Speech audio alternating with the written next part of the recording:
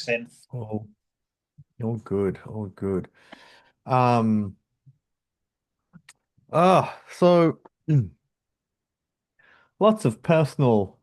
What's happening with you? How was your Easter and what's happening with you? Look, I'm going to be honest with you because I think we're mates and we're kind of in that world of Yeah. entrepreneurship. So, it's been tough financially the last um probably month and a bit, only because of just chasing invoices and then trying to validate value back to a client. And if I can be honest, the PBX business has been a little bit slower, but that's just because I've been focusing so heavily on this. But the PBX business gives me a pretty chunky retainer. What's Um, PBX? the hosted phone business, so Red Dog Connect, it's Yeah, okay. the VoIP system. But I know that um past experiences have taught me that when you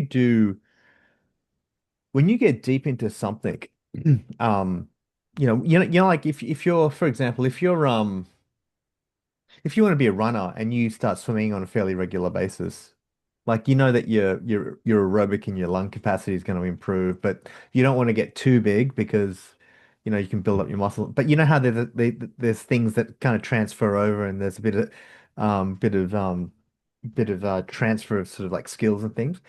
So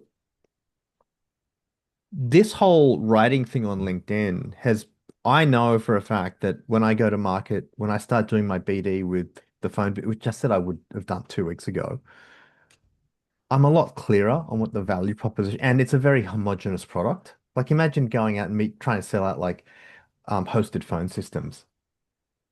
Like that is that is like that's like going, hey, would you like to buy some legal notepads?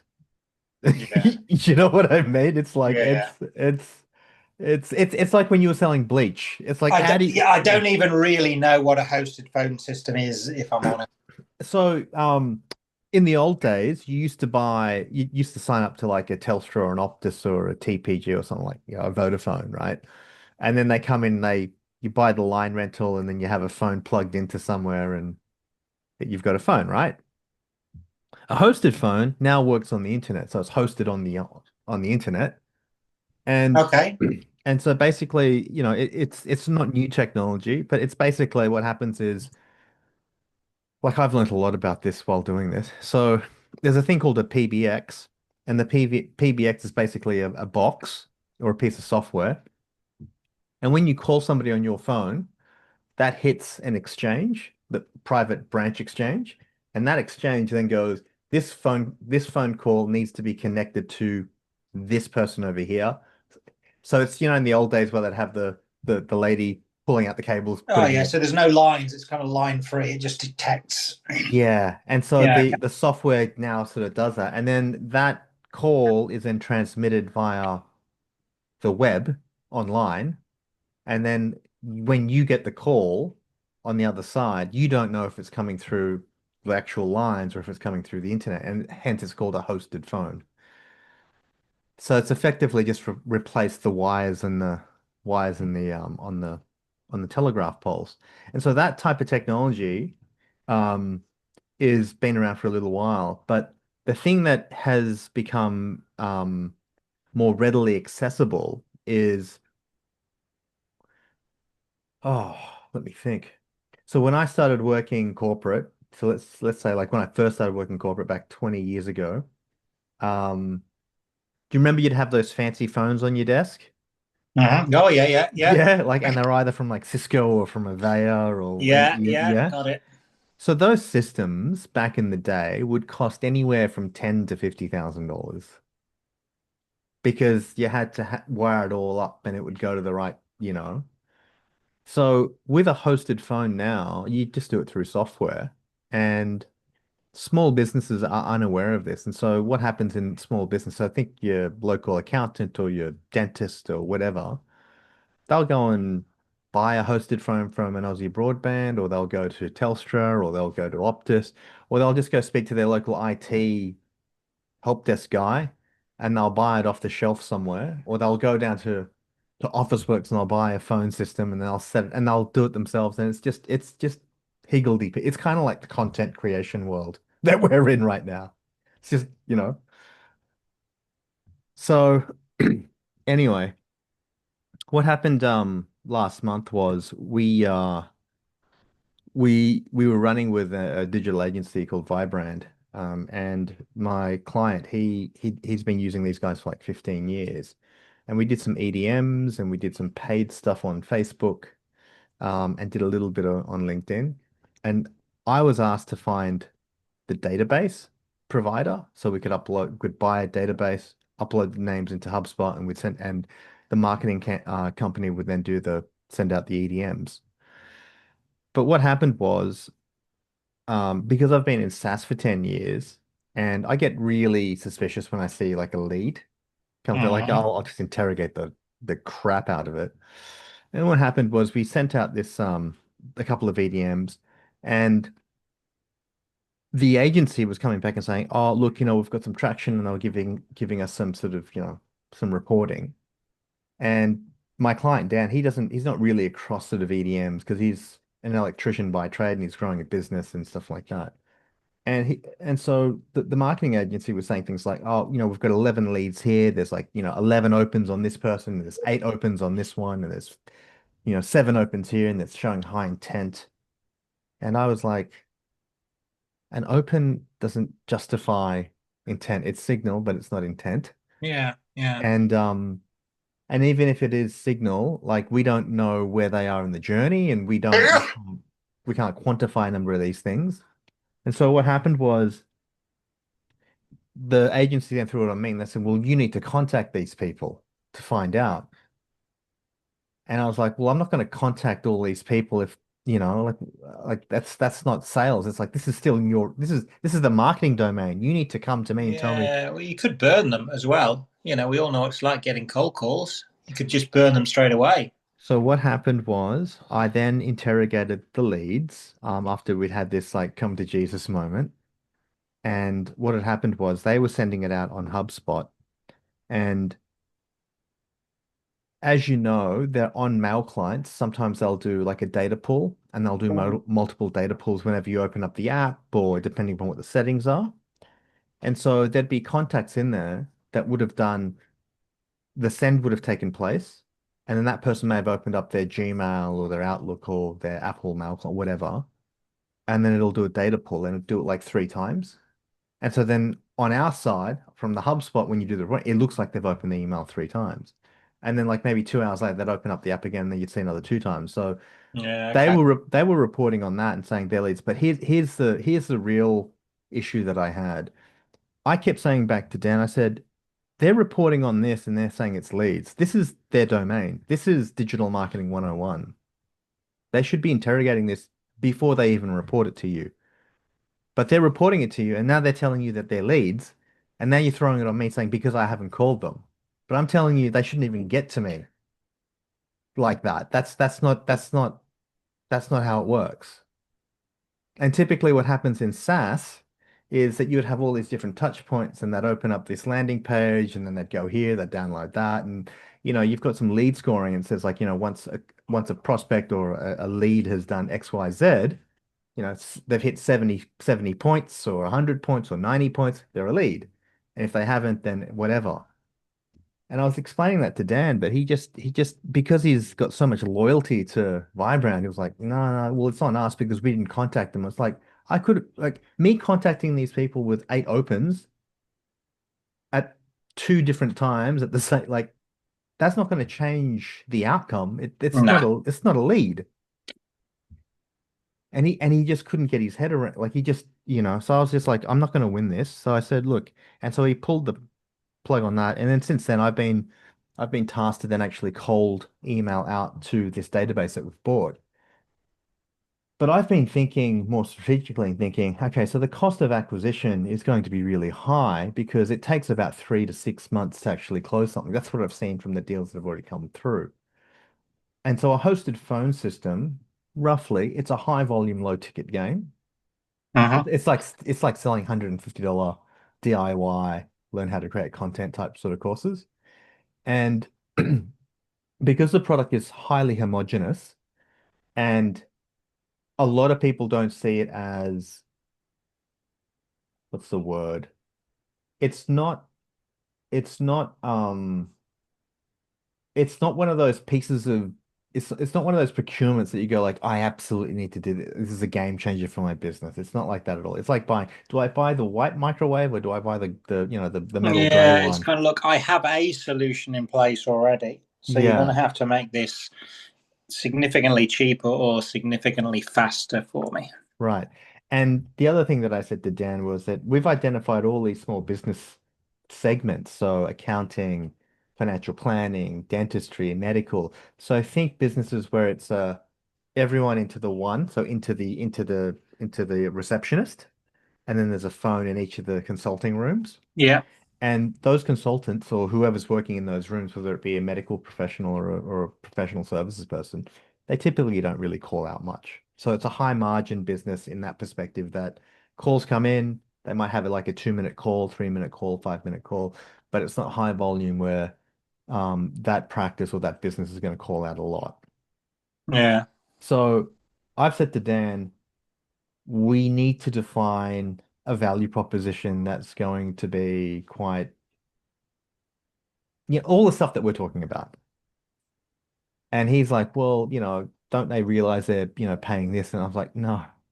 I said, because I've been deep in this journey with you for the last 5 years and in SaaS and all that, So, it's like what I've realized through all of this is if you don't understand marketing, positioning, sales, all of that, if you don't understand it, um, you don't really understand how complex it really gets and how complex the psychology of people to get to a certain Mm. point.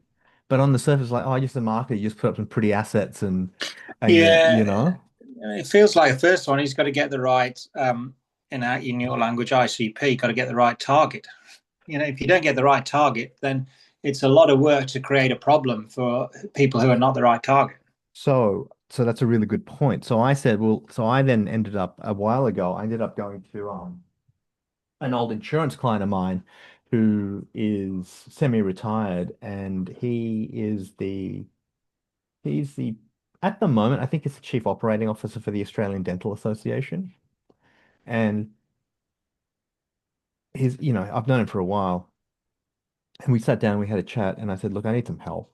We've identified dental as a segment that we'd like to go after, but I've come here just to understand, can you give me some advice on what you think would resonate from a messaging perspective and what dentists probably looking at? Like you know them better than I do. Like I've sold insurance to them, but I don't know the insides of what business drivers and I don't know what that looks like. Mm. And so he asked me what my value proposition. I said we don't have one. I said we can offer competitive pricing and we're an Aussie startup and we'll give you good service. And he said it's not a sexy value proposition, but it's a value proposition, I suppose. And then Mm. he took me for a tour of the offices, the Australian. So they're up in St. Leonard's, and um they've got this full media center. They do podcasts. They televise out their trainings and stuff. And so basically, it's like any association. They do accreditation points and they offer member services and all sorts of stuff to keep the profession at a certain level. Um, and then so we finally do the tour, and he says, look, I don't know about PBX or hosted phone systems, but you want to focus where the money is, and what I see is teledental. Teledental is the way of the future. And I asked him, Okay. and I said, "What's teledental?" And he says, "I don't know, but it's well, he's like in his late 60s now. He's like, approaching 70." And he said, "I don't know, but you've got to think of a solution where you can connect patients with practices, create a seamless patient experience, create value back for the practitioner, multi-site dental practices. You've got to, whether it be, um, non-clinical consultations where they can do it, you know, online on the phone, stuff like that. How do you have AI going through the whole thing? I'm just Um, switching machines. That's better. Carry on. Yeah, sorry, mate. I'm on your laptop now. so I said, okay. So I walked away from that. And so this was like about 4 months ago, and I walked away from that meeting going like, what the hell is he talking about? Like just not really understanding. And then what happened was some friends of mine that had done an MBA, a handful of MBA subjects years ago, we started a conversation again, and um I'll send you the assignment that we did for the MBA. And this is going about 10 years ago, and this is the whole genesis of the content marketplace. The technology just wasn't there at the time, and the market wasn't there, but it's evolving so rapidly now, and we called it literally. So these people that had done this subject, and we came first in that subject. Um, and so I'm talking to this girl who her husband is he owns a private venture capital company and called Folklore Ventures, and they do early seed funding. And we're having this chat, and she's finishing off her MBA at another university, and I just start talking about PBX in this chat, and then she goes, "Oh, do you mean like teledental?" And I said, "Yeah." And then she goes, "Oh, that's interesting. What do you mean?" And I just started spitballing everything. And then she starts a side conversation, says, "Hey, if you're interested, I'd be open to." So I think I'll start using GPT and I start doing more research. And so there's a big market opportunity there. And Mm. I started, and it's like most markets that are forming, it's highly fragmented. There's no sort of Mhm. there's no sort of core value proposition there. It's like there are some companies doing teledental, which is like a phone call and you lodge an emergency insurance claim. There are some that do like patient bookings via the app, and you can see like it's all over the place. And so now I'm starting to form this basis of like what could that possibly be? And then all this stuff that we're doing here about, hey, if you can get some customers and you survey the customers, then you can build a solution to obviously what the market wants as opposed to what you think it wants, and then you got to go Mm. find. So that's what happened, and so long story short, we've got like, 6 or 7 segments that we want to go after. I'm most comfortable with possibly dental and health because I've sold insurances in that sort of market before, and so I've got a rough understanding of it. But I can see the application taking off more there.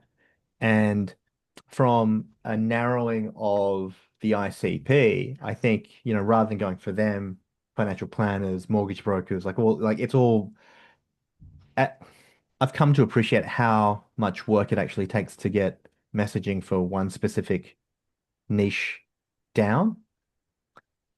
And because I've been focusing on my stuff, I've neglected that. But then what's happening is now that I'm getting tighter on my thing, it's now going, well, okay, so what are the inherent problems what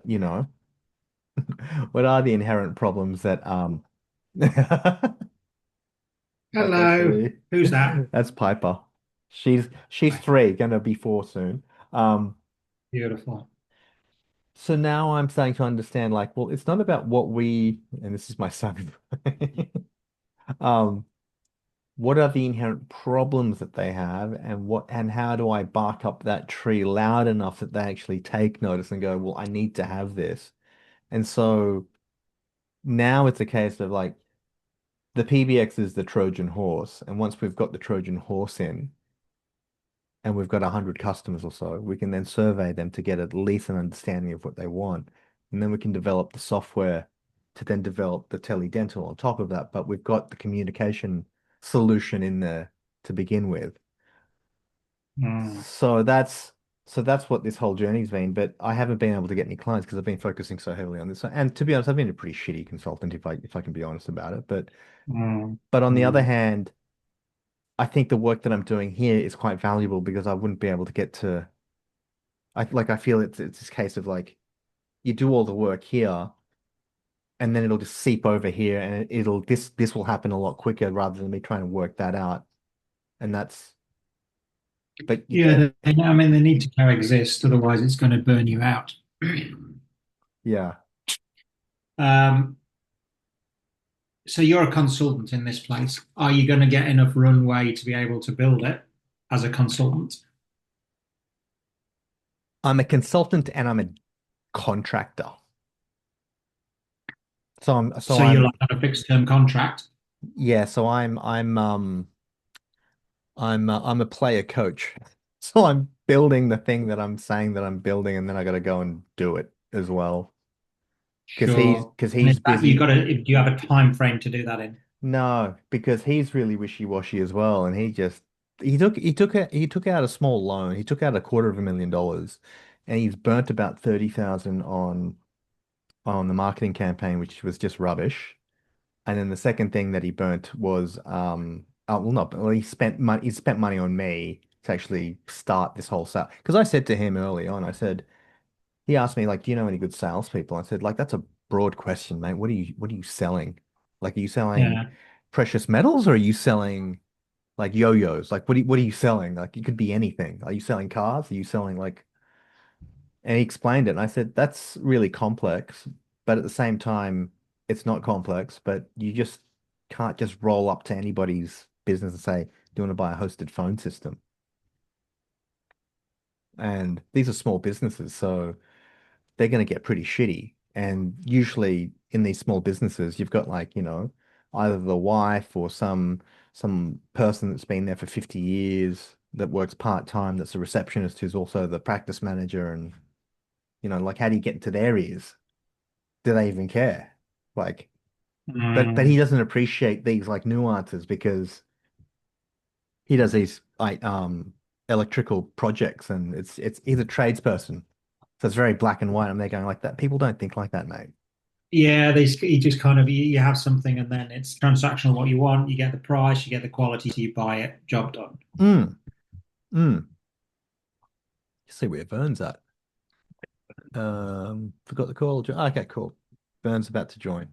Um, anyway, so that's all that.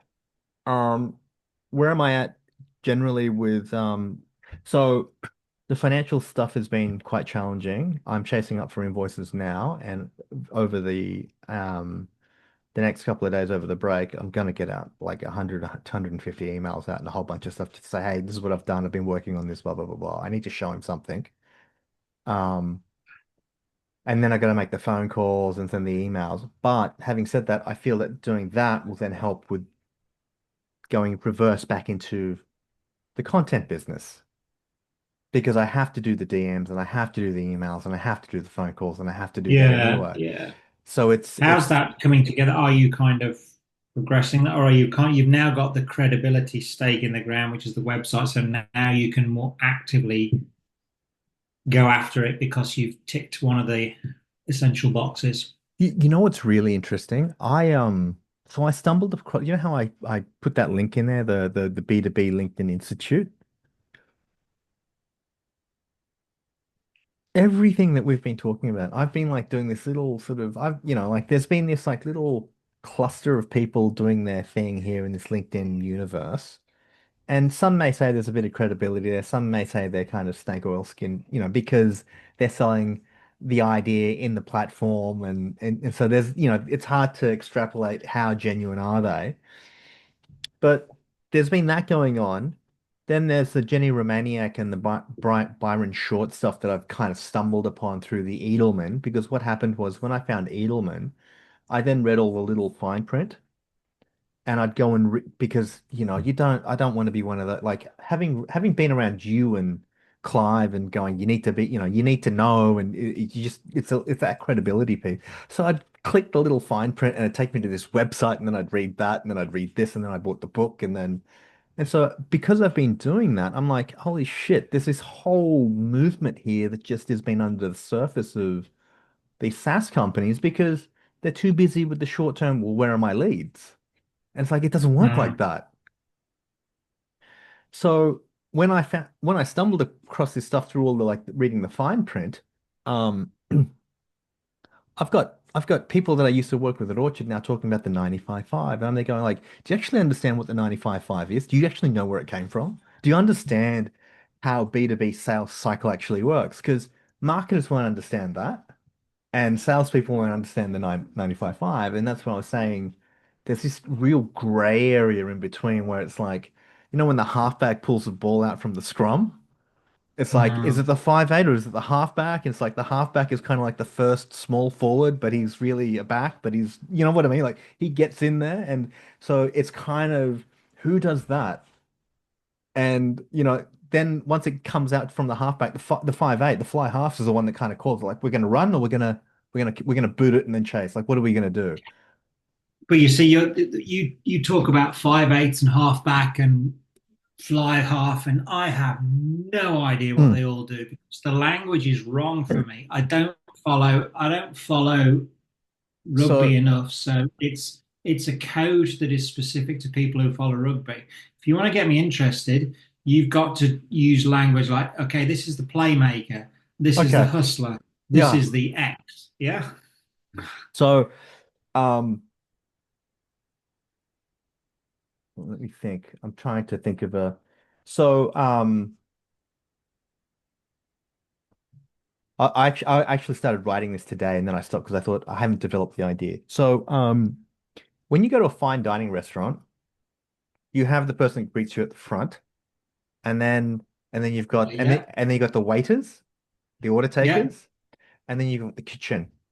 And in the kitchen, you've got the head chef, like the Gordon Ramsay. I'm just thinking so you've got the Gordon Ramsay, but he's not actually making the meals. He's just making sure the kitchen's operating and he knows how to operate the kitchen. And he can do everything there, but he's just making sure that, the guys, all his subordinate chefs are actually making what they're making. So that's the Yeah. kitchen. So that's what I'd call the sales team effectively because they're making and they're going to. Yeah. Then you've got the maitre d', and the maitre d' is the person in between the kitchen and the customer.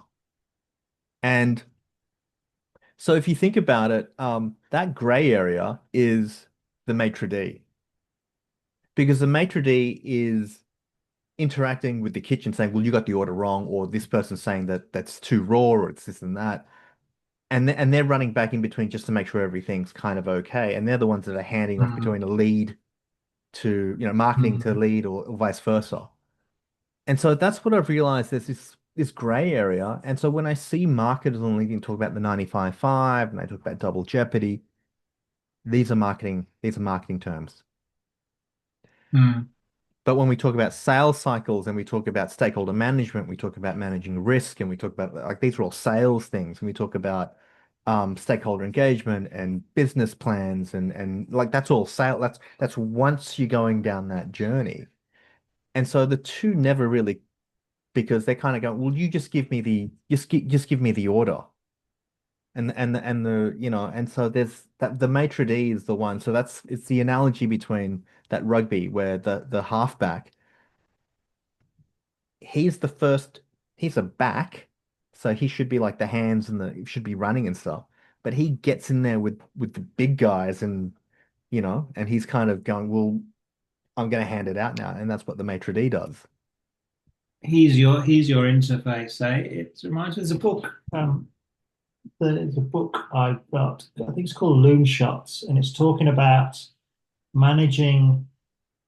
Talking about managing the phase transition from creativity and working out what people want to actually delivering it with Hmm. army-like precision. And the skills that form a startup in the early stage are not those what they need when it comes down to executing with brilliance. And those are very different skill sets. And it's talking about, it goes through the lens of, whatever, 5 or 6 examples, but it's talking about artisans of the phased transition between the Hmm. stages. So it's people who can manage the gray. Yeah. Yeah. That's what we're talking. Those are the people. Yeah.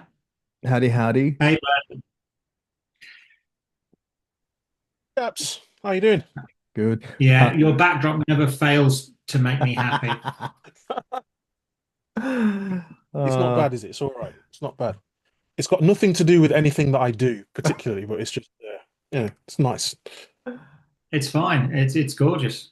I love it. how was the workout? Yeah, I'm old and weak. That's why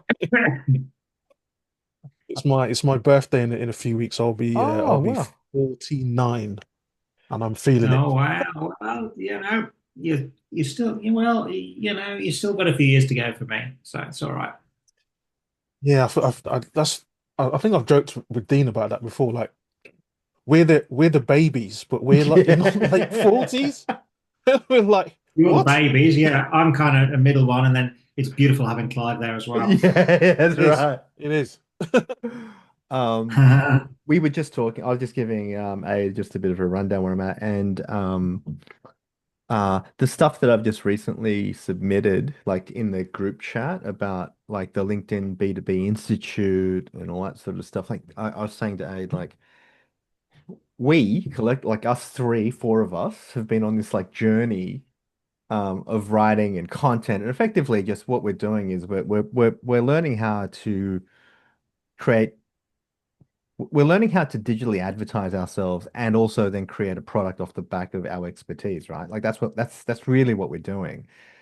And we've gone down the ship 30 and the second brain and all that sort of stuff. And then like through all the reading of the Edelman stuff, I was telling Aid that like I like when I was doing network marketing years ago, I had a mentor and he said, if you're going to reference a tool, make sure you know the tool. Like go and read the book. If you're going to talk about the book, go Yeah, and read the yeah, yeah, book. Don't go around yeah, talking about yeah, it and then like somebody asks you, right?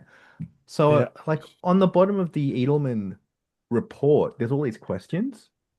Hmm. So I'd click the link and open up this website and I'd read the website and then I'd buy the book and then I'd buy this book and then I'd buy and that's Yep. why so so what's happened is I've now stumbled across the B2B LinkedIn Institute, which I've shared in the lads chat. And Okay, that's let me go and check basically that out. and that basically is a think tank in LinkedIn. And what they do is they're talking about the 95.5 and they talk about double jeopardy and they Ah, talk about all this stuff that like these other marketing researchers have been talking about and they're leveraging that stuff and bringing it in. And there's this okay. short little video in there, this 2 minute video, and it's brilliant because they talk about she says, "Oh, have you ever noticed why like life preservers are yellow and orange? Because you need to stand out in the sea." And in the sea of sameness, it's like that's what you need. And so that's what the video, and it's a 2 minute video. And it's like, of course. And so Yeah. this institute has been going for this think tank has been going for a little while. And I was saying to Aid, double jeopardy, the 95.5, these are marketing terms. These are Okay. marketing concepts. So salespeople aren't going to use that language. And this comes up because like I was just giving the analogy to Aid about because I've been in sales and now I'm learning about marketing, I kind of Mhm. see myself as like this as a halfback, Yeah. Right. right? So like you know how like the halfback is like he's really a small, tiny forward in a sense. He gets into the rucks and Yeah. he pulls the ball out and he'll get smashed. That person will get smashed about, but they're also nimble enough that they kind of run with the backs, but they're not the fastest, right? Exactly. Right? Exactly. Yeah. So that's what I've sort of become, this that gray area in between. Yeah. And what I've realized is that marketing people can't explain that to the salespeople. And the salespeople, when they're using their language, like they're saying, "Oh, it's not a lead, it's not ready." It's like, well, of course they're not, but they're ready to talk. So you've got to nurture them. That's what the 95.5 is about. They've now come into that top level of that. They've come out of the 95 and they've now come into the 96, that small 5%. They're on the outer rims of that 5% now. And so that's why the sales cycles are really long. And if you read about the 95.5, it's brilliant because he talks about if you buy a CRM, if a company buys a CRM, that's usually a 3 to 5 year investment. They're not going to pull that out after 6 months because they've made this decision because they've probably spent Yeah. 18 months of like evaluating the They've market been and whatnot. through the sales cycle They've already, been through the sales cycle. and They've now they've just installed the thing, and now they've got correct, to see if it gets any correct. dividend or reward or And whatever. no executive is going to pull that out and look like an idiot after he or she's been pitching this to the board and to the company and the whole thing. So Yeah. True. you coming out and saying, well, this is better than that, and this is like that's not going to change any. It's like if you just bought a car 6 months ago, and this is Yeah. B2C, not B2B, but if you just bought a car 6 months ago, you're not going to go, oh shit, I should have I should have got the Tesla instead of the BYD. I should have got the, you're not Yeah, going to go and get a yeah, refund and sell the Tesla to go and get the BYD. You're gonna wait for the lease yeah. to finish up and then you'll get rid of it.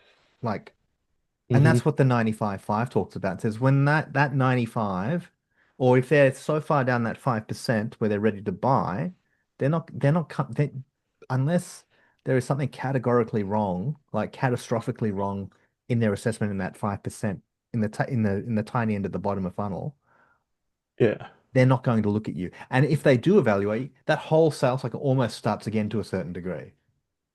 So here's a question because I've barely been in the chat for the past week on that.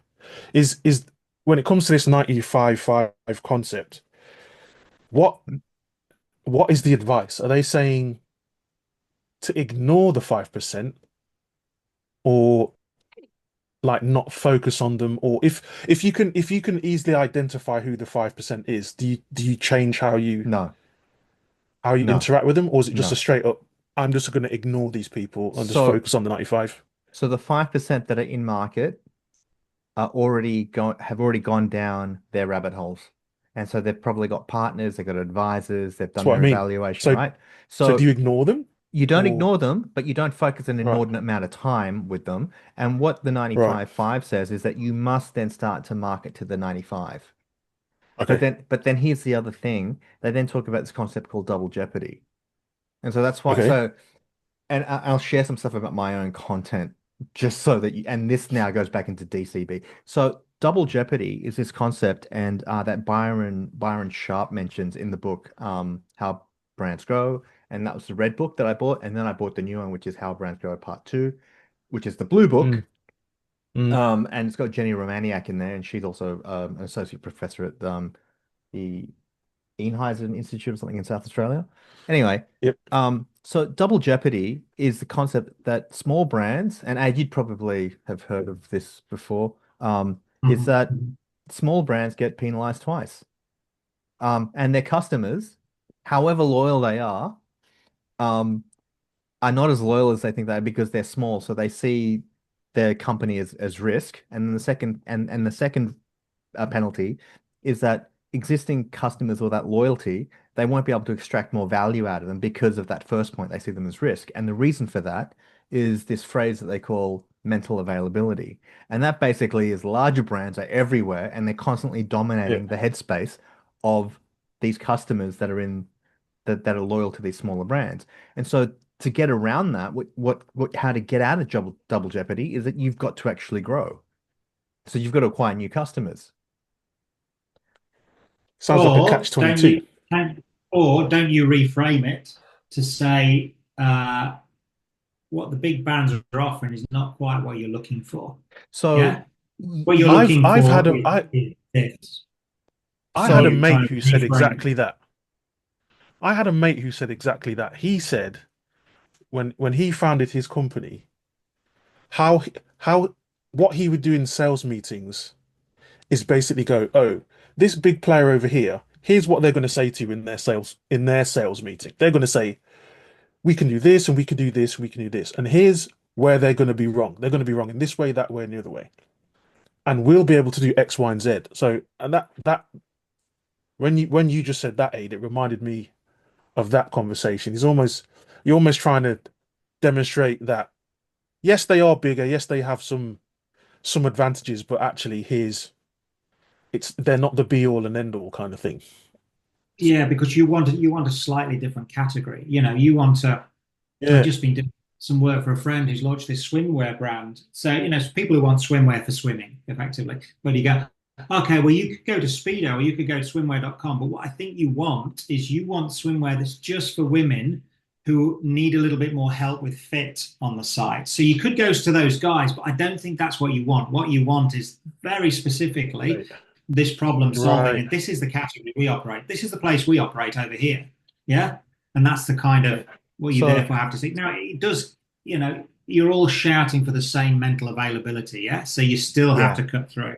So the 90 But if you start with the problem and you can articulate the problem that is in a more relevant way, I believe that's the start point. Yeah. so the 95.5 just talks, so it's predominantly B2C sort of focused sort of Okay, yeah, marketing. yeah. Yeah. And it predominantly talks about, and it's been researched apparently. Like I haven't actually read I've just read the book that references it, and that book seems to Yeah, have yeah. a level of credibility to it. But it doesn't talk about all of that stuff that you just talked about. But here's the thing. Here's where the crossover takes place. Um, we're in this noisy digital environment right now, and everyone's saying the same shit, and everyone's starting to say the same. And so it's good that I started with David C. Baker and all of that positioning stuff, because that now plays into that, and then you can start to message that. And then given my skill sets in B2B and LinkedIn, and even reading all that stuff that I've talked about. So when Clive comes back and says stuff like, well, how do you get stuff into their feed? How do you know they're the right ICP? Like he's asking all the right sales questions that like a revenue leader would talk about if I was going talking to them. And there are tactical things that you do, like you send them a message, you look at their profile, you like a post. Like these are all tactical small things that you tend to do to surface your content in there. But if fundamentally the content is shit, they're never going to look at you. They're never going to look at you. There's nothing for them to. And so then that comes back to the positioning work, the differentiation, the value, like all of that sort of stuff. But then the other concept of the 95.5 and double jeopardy, like they're all relevant too, because you are going against the bigger boys. And so then how do you then create these strategic echo chambers of content and noise around your ICP? And how do you get your team to do that with certain ICP and stuff like that? So it's all starting to come together now. I just didn't have some of the scientific or the research-backed marketing concepts behind that. And so now on my content journey, you guys have seen me from like when we did ship 30 for 30 to like now, right? Like, just writing copy only and emojis everywhere and stuff like that. And now to like, pretty complex sort of images and graphics and stuff like that. Yeah. What I've realized is, and this has been a reflection, um, and this goes back to what David C. Baker was saying in his book, The Business Expertise, is that you'll get to this point where you'll work on your positioning or your skills or whatever that is, and then you're good at it. And then you'll get to this next point where you'll start to then develop another area of excellence or skill development. And it'll get messy. And then you get good at it again. And then it just keeps getting and it's just like kind of like the 𝗖𝗶𝘁𝗵 forte. Remember that whole concept of um uh what is it? Convergence and divergence, or divergence and convergence. Mhm. You get all the stuff, and then you're diverging, and then Tiago Forte in building a second brain, the method, the framework is that when you do a project, you go and collect all the stuff that you find actually interesting, and then you Hmm. start to cull it all away, and so you start to come to convergence, and you throw away the shit as you develop your project, and you get to the end. And that's what I've noticed with me. So when I started reading the um, how to grow your business, even how I did like, business expertise. It's like my copy would just get really long because Mhm. because I hadn't actually anchored some of this concept into my head and was comfortable with it. And then last night so I'm 2 days behind in this current sprint. Last night I did a post and I this is no different, but every time I get to like a mental fatigued time, it usually means that I've been pushing something really hard and I'm tired. And it's that whole, that Clive's post of like, just take a moment to just pull out, relax for a little bit. Mhm. It all just came to, and so I'll share my screen. I'll share exactly to just give you a visual illustration of what I'm talking about. All right. So can you guys see my screen? Yeah. Okay. So this post, um, this post is this image is not entirely new, but it's an image that I had created and I never used before, but the style is exactly the same. And you'll Yeah. notice that the copy is relatively short, and you've probably noticed in some way over the last month, my copy has gotten really, really long. Like it's gotten really long, where it's no longer Yeah. skimmable. Yeah. And that's because I have not really anchored a lot of this content into my head and made it my own. Like I haven't really felt comfortable, like because I'm using somebody else's. Hmm. So what does a child do when they learn something new? They want to tell you everything about it, and this and that and this and that and this and that and this and that. But what did the experts do? This is what it is. Oh no, yeah, that's that they take it back a bit. So Yeah. that I'll let me just quickly finish. So I'll show you the original piece of copy that I had. Um, that image was created some time ago when I created, where is it? Where is it? Where is it? Z to A.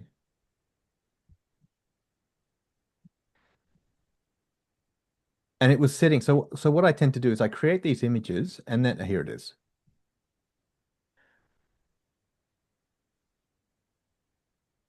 So this was the original image that I had. And I had the same 73% makers trust thought leaders, blah, blah, blah, blah, blah, blah. And it Yeah. sat there. And then I had a page and I had that image sitting there. And what I tend to do is like sometimes have two images and they kind of sit there and I just go like, oh, do I like that one better? Do I like this one better? And then I finally make a decision and I get the copy out. And because I've been reading all this stuff, my copy's just gotten long, long, long, long because I'm trying to anchor it and I haven't really I haven't really owned it at this point in time.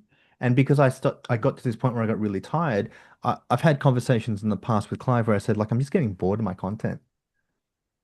And he said, that's good. That means that you're starting to That's master what you're doing, that's definitely the right signal. right? Yeah, exactly. But it should be taking you less time. And then, Exactly. yeah, and so then what happened was this content, I thought, well, how about, and I went through the content again, I changed it, and then this time I thought, I'm going to limit myself to at least about 100 and 150 words. And I did that. And what happened was, off the back of this, there's a guy called Tom Wallace. Now, he's ICP. And so what this says to me is that my copy was getting too long and it wasn't accessible in the way that it should be on LinkedIn. It was too verbose. People are very used to my images and they will click on it in some capacity. But if the copy is too long and if it gets too complicated, then I'm going to lose them very, very quickly. Hmm. Yeah. And then the copy, I've actually removed a lot of the complexity in there where it's like someone's talking to your customer. It's that 𝗖𝗎 piece of content posted yesterday, that thought-provoking insight, living rent-free in your customer's head that your competitor posted. Yeah. It's kind of cheeky and it's enough to get somebody to think about something as opposed to like, well, I'm not here to give you a full education on social media content and stuff like that. So if I was to say to someone, Dean is the X guy, what do you think they would say for the X? What a lovely question. The X guy, I think they would Yeah. say Like, it'd be something around images. It would be yeah, something. it's not tight enough, Dean. It needs to be tighter. You need to be. It needs to be something. Oh, he's the X guy. Oh, Clive's the relentless guy. He's always been a bloody relentless. Dean is the X guy. Your website is you use this phrase, which may or may not be the right side, about micro thought leadership. It's Yeah, true. you're trying to build micro thought leaders. Now Yes. that is. No, I'm not saying that's it, but you want people to be able to say, "Oh, Dean, he's that micro thought leadership guy." Yeah, and everything that he does is about propagating that. The X guy, which is something with images, is not tight enough. Yeah. The image that's no, I know what you're saying, and in response to the website, and I appreciate that, and this isn't a deflection, but the website where it's at now, I think is like the real V1, and Yeah, I but agree, it's but it's good.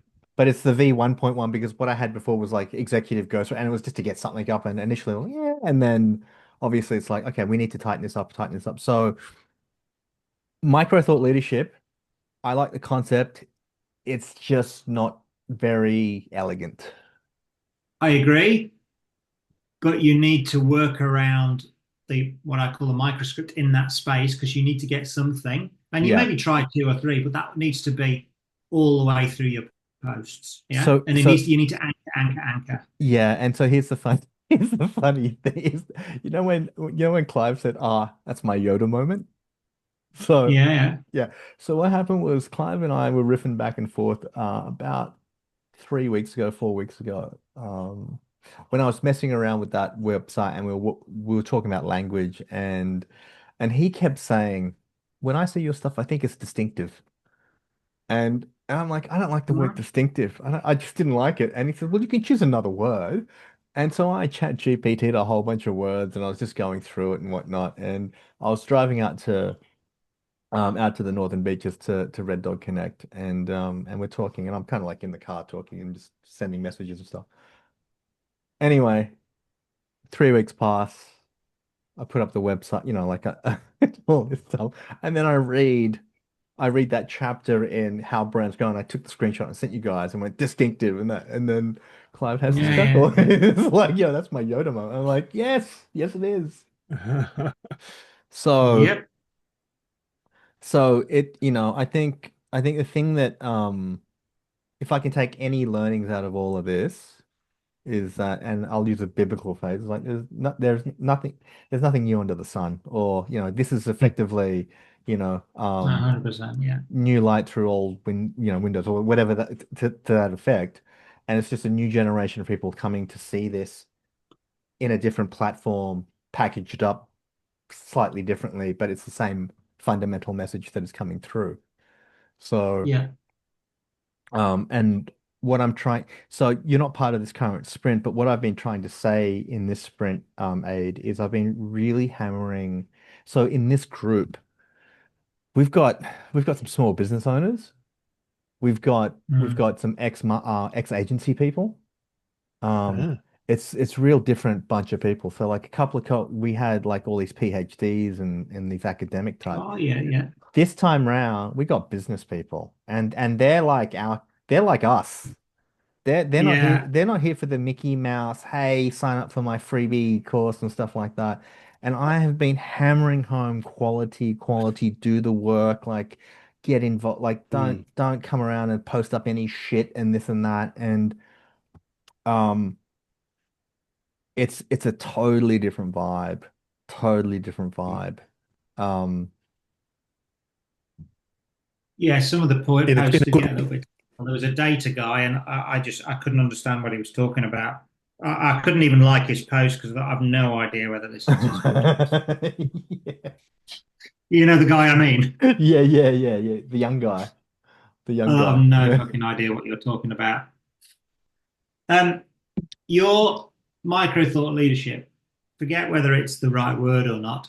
Do you have a framework for that? If you could say these are the four steps to micro thought leadership, could you articulate those clearly to me? Yeah, this will be a V1 version. So the first thing we do is we do the strategy.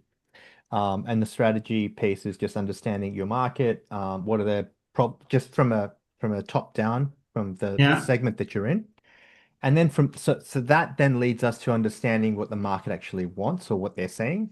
And then yeah, what we do then is I would then interview or I would spend some time with each of the individuals, and then they would then start to do their own positioning homework, which is what is their insight? So if you're the VP of the region, you're responsible for P&L, right? So what are the challenges? So from a sales perspective or a revenue perspective, what would you talk about from that perspective? What would be that lens that then relates to obviously your category and what you're trying to sell?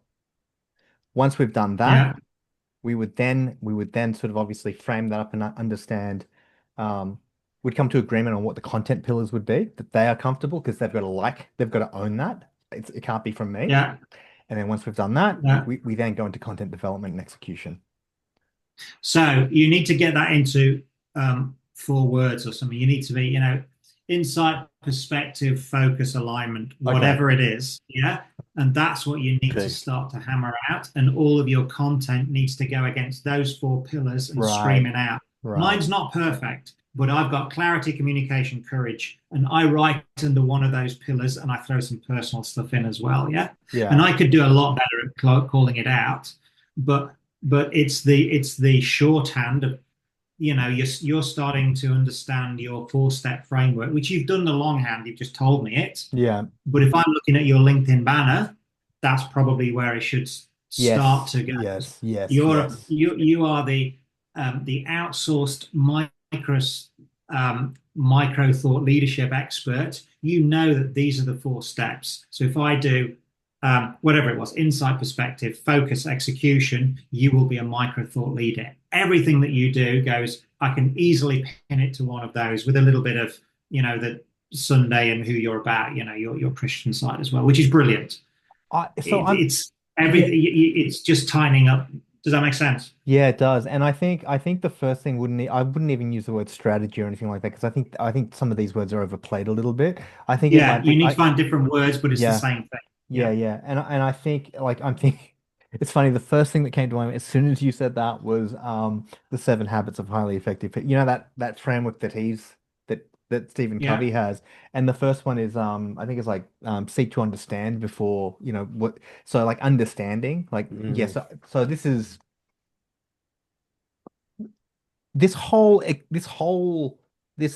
mastermind that we're part of, because that's effectively what it is accelerating and Hello again. 1, 2. I know. Such a character. Such a character. It goes back to that conversation we had ages ago, Vern, which is like, this is what Mr. Beast used to do before he was Mr. Beast. Yeah. Yeah, 100%. Yep.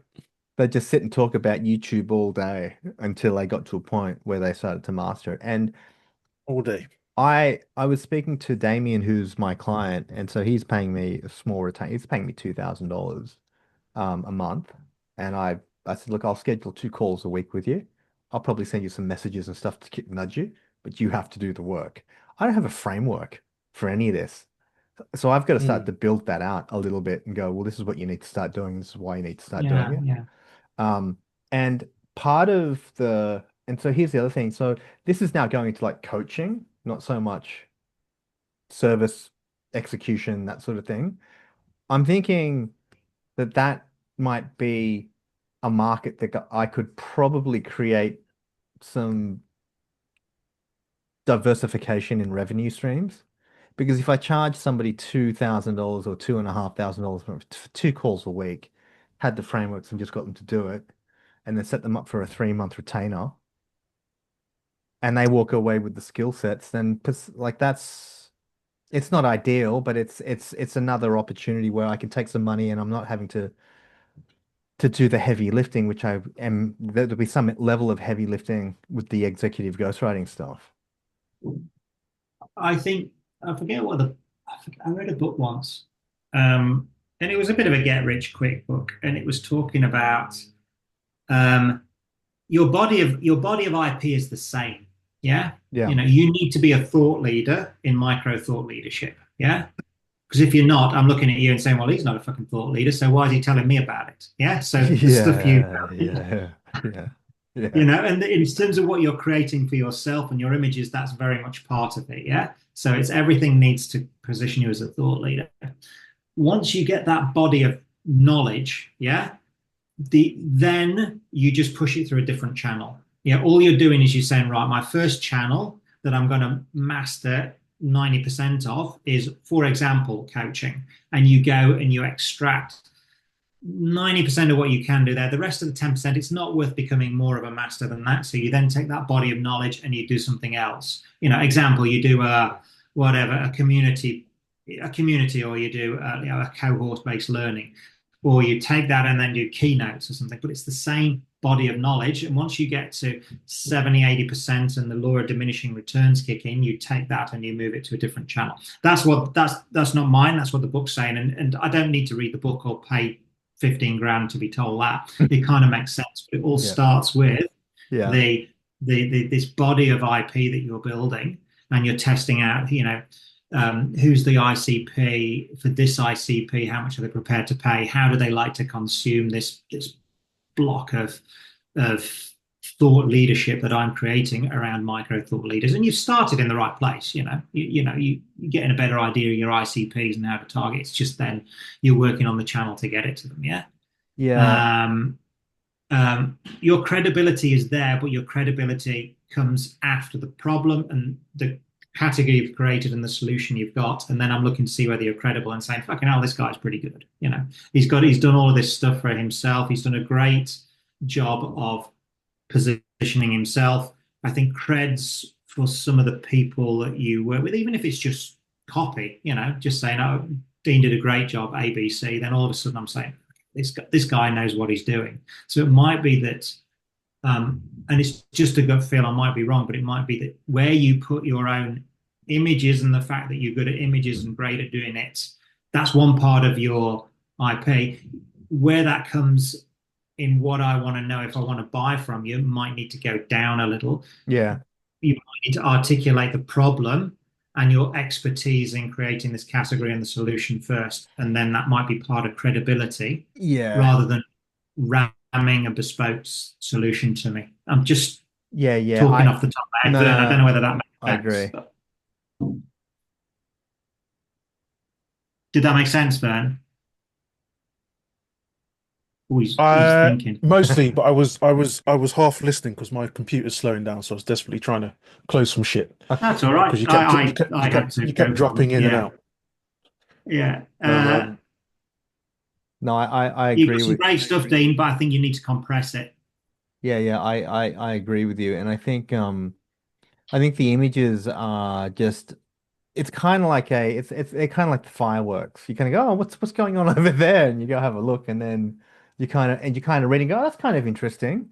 And then I think it's then because the thing that one of the things that comes up consistently is like, no, I like what I get compliments on my content when I speak to people, randoms and whatever. They go, yeah, it's great, it's great. No one's doing what you're doing, but I can see people starting to emerge doing similar things now. They may have been in a different echo chamber, which I haven't been aware of, but like I'm starting to see a little bit come through. And what they say after they go, oh, I like what you're doing, and I kind of articulate some of the things that I've said, is I then go with, well, so if we were to do some stuff, or like, well, what would that look like if we would it look like what you do? Because now there's this thing of like, well, I like what you do, but that's not me. Yeah. And I think I need to, and so that's how do we go deeper into that? So even as simple, I'm just looking at your profile and the scrolling carousel. What that says is you have credibility because you've done lots of stuff. You've built a distinctive brand for yourself, and you've done lots of it. Yeah. Okay, tick. That's the only message I need to get out of it. If one of those scrolls was saying, once again, the words might be wrong, outsourced micro thought leadership and these 4 bullet points, and it was maybe an offer that you had, then all of a sudden I'm taking that has some context. Yeah. At the moment, it's not working for you because it is pretty, but it's not working for you. Yeah. I haven't got the lead, and like I haven't got my profile like a landing page where people go, that's interesting. How do I contact this? What do I need to do to contact this guy? And I also think, and this came into the group message today where I said, I think I actually do need to build a 5-day educational email, like a nurture email. And Clive came back and said, for what purpose? And I know for a fact, and you would know for a fact, that all prospective buyers, and we've all done this in our own journeys, whether it be for a company or individually, is that we will get as much free stuff as possible, have proxy email accounts that we're, using different names and all sorts of stuff, and we won't engage until we're ready to engage. And that goes back to the 95.5 because you need to be able to position and sink into their head and say, well, this is what I do. You can go and try it, or you should at least get educated around it. And in that way, I'm starting to sink into obviously their psyche, what he said. Something else that I read today was it had to do with shortlists. And it was somewhere in the B2B LinkedIn Institute. It was there's all this content there that's really interesting. And what it says is that you have to be on the short list. And if you're not on the short list, if you make the list, but you're not on the short list, if you're on the most companies will get excited. Hey, I'm on the list. I got invited to this, but like you're there as an extra. You're not there as the leading role. You're there as an extra. You're there to fill out the cast. And so what it was basically saying is like you need to anchor into their so that when they are ready, that they're now thinking, which goes back to the 95.5 and these other concepts that we were talking about earlier. But I think that 5-day email, it can't be, and this is something else that I've been thinking about, but I haven't been ready to produce it, and I don't think I should produce it, is the newsletter. But the newsletter is that it has to operate at a higher level. It can't be just about, hey, create a flywheel and this is what you're going to do and this is how you do pretty images. It's got to be about business value. It's got to be like, what did the ICP want to move their business forward? What are the things that are going to challenge them, make them think about things? So that's what the 5-day email course, not course, but 5-day lead nurture thing has to sort of build up to so that they're going, okay, this makes sense. And this is what's happening. If I don't get involved at some level, the world's going to pass me by and I'll be left behind. I think it sounds like what you're saying, and I'm not saying any of this because I've solved any of this, by the way. But it sounds like it sounds like you've got the groove for just generating stuff top of funnel. Yes. And so the next step is, who am I trying to funnel? And then what's the next step in the funnel? I think that's how I interpret what Adrian is saying. And people have said that to you before. I know Clive has kind of said words to that effect to you before. I know we've chatted about it before. It's like, well, who are you trying to attract? And the conversations that we've had, I think in your head you're clear about that. So that's good. It's just now the next thing is you got to I think you got to articulate it somehow. And I think that will help you build the mid funnel thing, whatever that is. And that probably is the email course. Because I think when you attract your ICP via LinkedIn, like you said, they're gonna want something else. The question is, well, what is that something else? Like, what is the outcome or the result that you can get them via an educational email course of whatever description? I think if you can figure out what that is, I think you'll be winning. So I think there's two schools of thought on that where I'm coming from is that I can either write it myself thinking this is what they're going to need, which it'll just be either absolute miss and maybe some hit. That's what I think will happen because that's what's happened when I tried to do some of my other stuff. And then I jump on a call with someone and they tell me and I'm like, oh fuck, okay, totally off the mark there. The other way to think about it is wait till I get a proper ICP, and that's via me doing the hard work and the outreach. And then as I'm doing the work with them and doing the framework that you said, Aid, while I'm doing that and I actually get a client, I will actually have tangible insight into what they actually want with moving their business forward. And then I can start to distill that into an email, which makes more sense than me just going, I think this is what it But is. I think, that's true. I wouldn't forget that you've had clients though.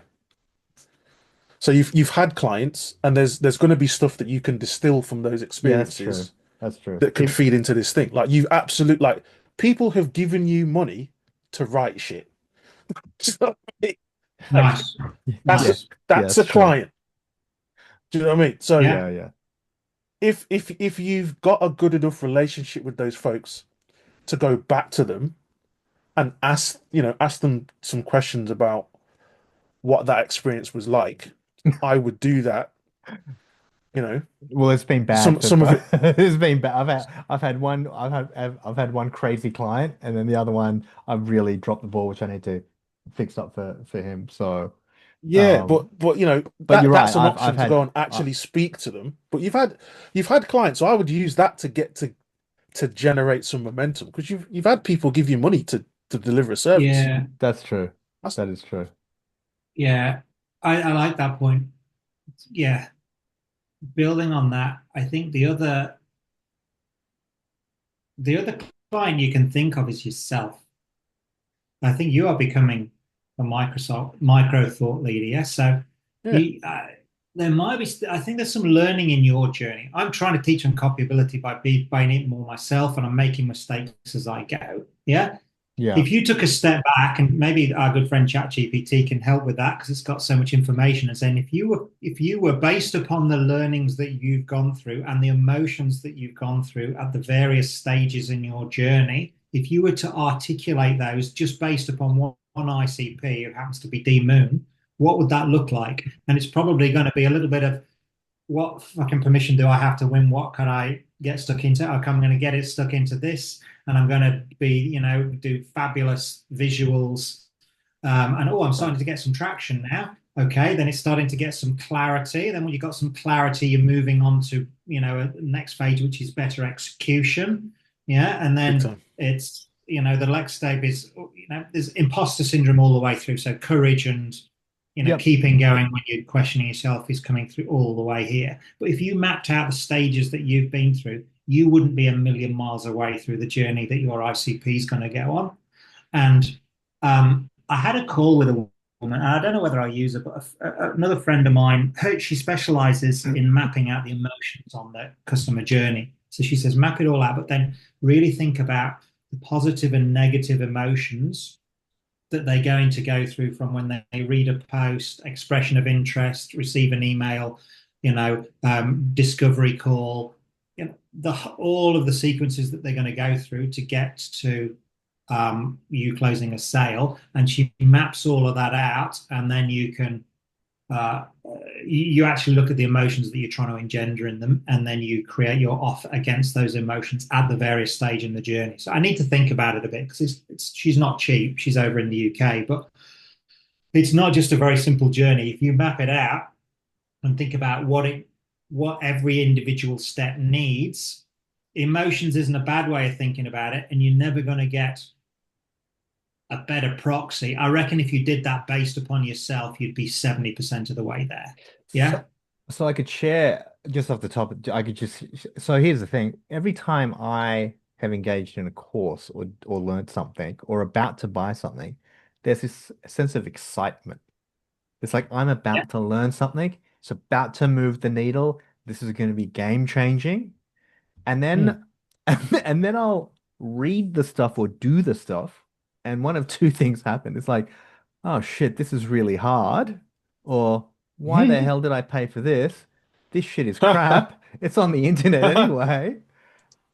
And there's this there's this trepidation, and it really comes down to like, what is my ROI going to be on this thing?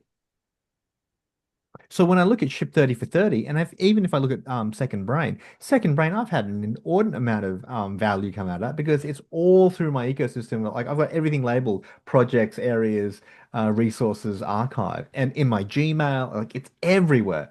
So the value for that, like $700 or whatever I paid, 5 years ago, has more than paid itself back. Ship 30 for 30 is probably the single biggest return on investment that I've ever had, given that I paid what, 1,000 Australian dollars, and I've made 28.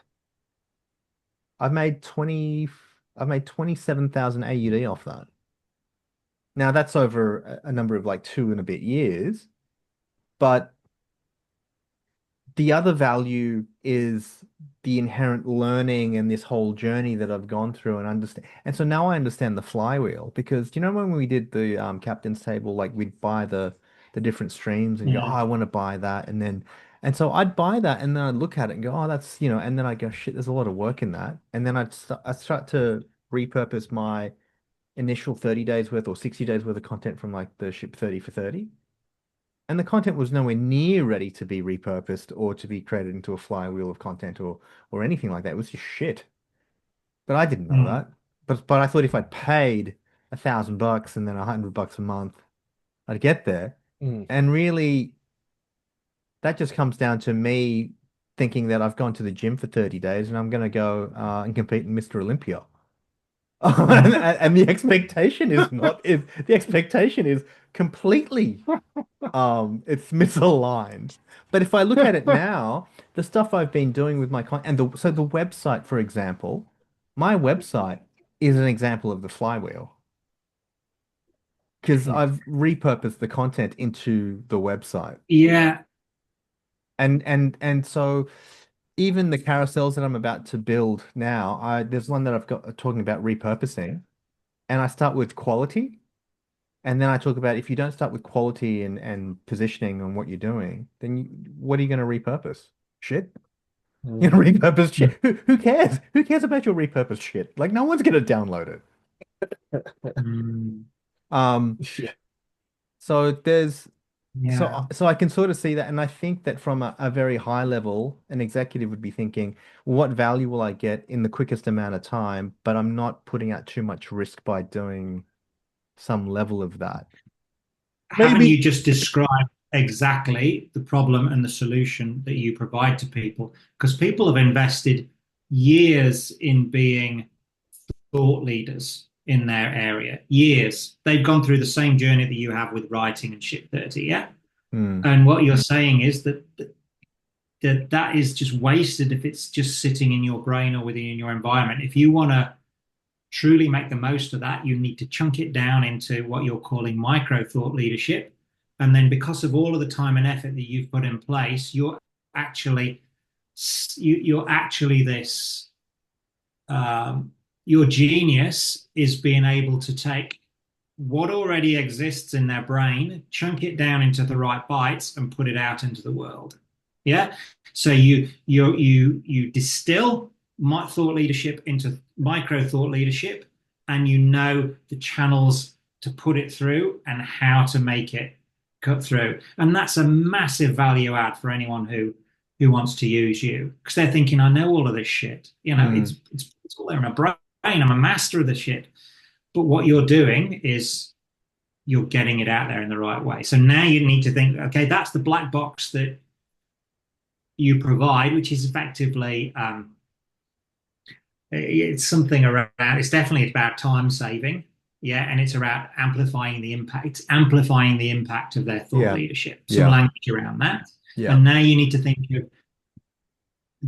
what's the language or what are the category analogies that you can use to really get granular on the service that you provide. Yeah, outreach micro thought leadership is not it's not it, but that's look at it through the lens of the problem and the solution. And there's some really powerful stuff in there. And the way you described it then, your Ship 30 journey, just made me feel really a lot clearer on the value that you would add to a super busy, very senior executive who knows a load of stuff and wants to be recognized for knowing a load of stuff, but doesn't have a lot of time to get it out there into the world. I think for me, I'm convinced it's the busyness part. So when you're dealing with, people like Clive's audience, business owners, people who are just, I know that there is a return on me being a thought leader, because the bottom line, all these people want to get paid. Right? There's probably a reason, but beyond the reason, which is okay. And when I get paid, I'll be able to do this. But just that first level, they want to get paid. But because they're relentless in some other area, or they're a business owner where there's some other thing on fire. They're like, I can't. You want me to spend time sat writing on LinkedIn? I'm sorry. I've got Sally in sales. She's not fucking meeting her targets, and I ain't got time for this shit. Like, I know it. Yeah. I know it makes sense. all this other stuff. So I think that's where you come in. You kind of coming in saying, I know that you know at a high level that this makes sense. I can give you some details about, if you want to try and do this yourself, here's the things that you can do. Yeah, yeah, But this would be yeah. way easier if you just let me do it. And we just have one call a week maximum, and sometimes it won't even be a call. You can just voice note me something, and then I will take that thing and I will turn it into, So something amazing. so here's what's interesting. Beautiful. Here's what's interesting about what I just took from that. So I'm here like writing this email out to Pete from Domo, and I've got my Mm. images and I did the video to them and going, how do I, and I just realized, like you just saying that, I'm there going like, he's probably earning about $500,000 a year, maybe 600,000 AUD a year. He's responsible for a P&L of about 5 million, 10 million, maybe $5 million, $3 or $5 million of new business. And he employs something between 25 to 30 people across, you know, he ain't got time to be reading all of that shit that I've just put in. He What do you hasn't want? got time to be No, committing to doing ship 30 no, and then no. going and doing the Christo shit. He hasn't got time. 100%. What 100%. he needs to hear from me is, hey Pete, we've been talking about contact back and forth. I believe I can distill your insight, turn it into valuable whatever, valuable insight for your market to stimulate and to help generate pipeline. And then you can reuse that, whatever that is, but just something it has to be no more than maybe 5 sentences. I think you're right, but I think you're on the solution. I think when Vern was talking, I think the monster that you're fighting Is the business, is the is the busyness. fact that there is so much thought leadership in people's heads and it stays there and it gets wasted. That's what you stand for, because it's an absolute crime that the world has so many experts and so much knowledge and so much thought leadership that doesn't make it out into the world. Now that appeals to you can frame that so it appeals to ego as well. Yeah, Yeah, it's a yeah, crime, Pete. yeah. It's an absolute crime that you know as much as you do and have so much expertise to give the world, and it stays in Oh, your head. mate. That is brilliant. Aid is a beast. That man. That is God that's the damn. monster you're fighting. Then you create the category that pushes off that monster, which is taking the thought leadership, putting it into sound bites. I call that micro thought leadership. And then here is my black box system. And then that's what you sell. Yeah. Yeah, Mm. yeah. Enough about me. I'm curious about you, Aid. What's Oh, did happening? that work? Oh yeah, I'm like, yeah, okay, I'm ready to write. I'm like, oh, and just before so I've been writing a lot in, um, I've gone old school, and I, I've been like the manifesto. Some of it's GPT, a lot of it's just actually writing, um, and just that it's just a very cathartic experience, just getting a fountain pen out and just making mistakes and going shit, blah blah blah blah. But it's just getting it out, which is just Yeah. there's something about it which has been very, very it's been a very pleasant sort of experience, which I think that art form is getting lost in this whole AI sort of agentic era. I like writing down. I just end up with loads of bits of writing everywhere. Then I have to cleanse them. I'm not very disciplined at the end of the day, having a look at what I wrote down. I go, I'll worry about that tomorrow. So you mentioned something about you wanted to do a beta. Yeah, so I've had some think. I'm going to do one, and thank Yep. you for putting your hand up. I'd love to have you involved. I don't. The way I was thinking of it, and I've done a medal which I'll share with you guys, is kind of light touch beta. You do it yourself, move it on, and get one or two people out of that to give me, a couple of grand a month and go through a sequence. And then I was speaking to a friend, and she said, "But it's really the value is." You're working with people who are your ICP already. Like you guys are my ICP. Clive's my ICP. This lady Jackie's already my ICP. You're intelligent people. You can get the concepts quite quickly. You want to do a little bit of pre-reading. You're going to come along pre-prepared. You want to have the right discussion, the right level of discussion rather than being talked to. Yeah. So yeah, I'm thinking of running it as a tighter, or it's almost like a pre-beta. to test the material but make it a little bit more workshoppy. So maybe there's a little bit more pre-read. You mindful of people don't have to do a lot of homework, but really give a quality hour, maybe with the right people, 6 people, and just in little breakout groups. Because the idea is, I'm not trying to give you the basics to go away and get clarity and then create your category of 1 and then name it on my own. A lot of that you will do in your own mind if I give you the tools, but you can also help each other to do it. Yeah. The discussion we've just had, Vern's given some great points. I've given you some points. Yeah. That's the discussion. The discussion is where it's at in a slightly more tailored way. So you'll have the framework, you'll have some of the tools so you can see where it's going, and then just manage 4 sessions. Not put too much into them, but do it all via pre-read and tools outside, so you feel like you're getting the full experience. And then I imagine that it's made me think about how I would package that up afterwards, and it feels like it's probably going to be a slightly higher ticket, small cohort based course. Mm-hmm. Yeah.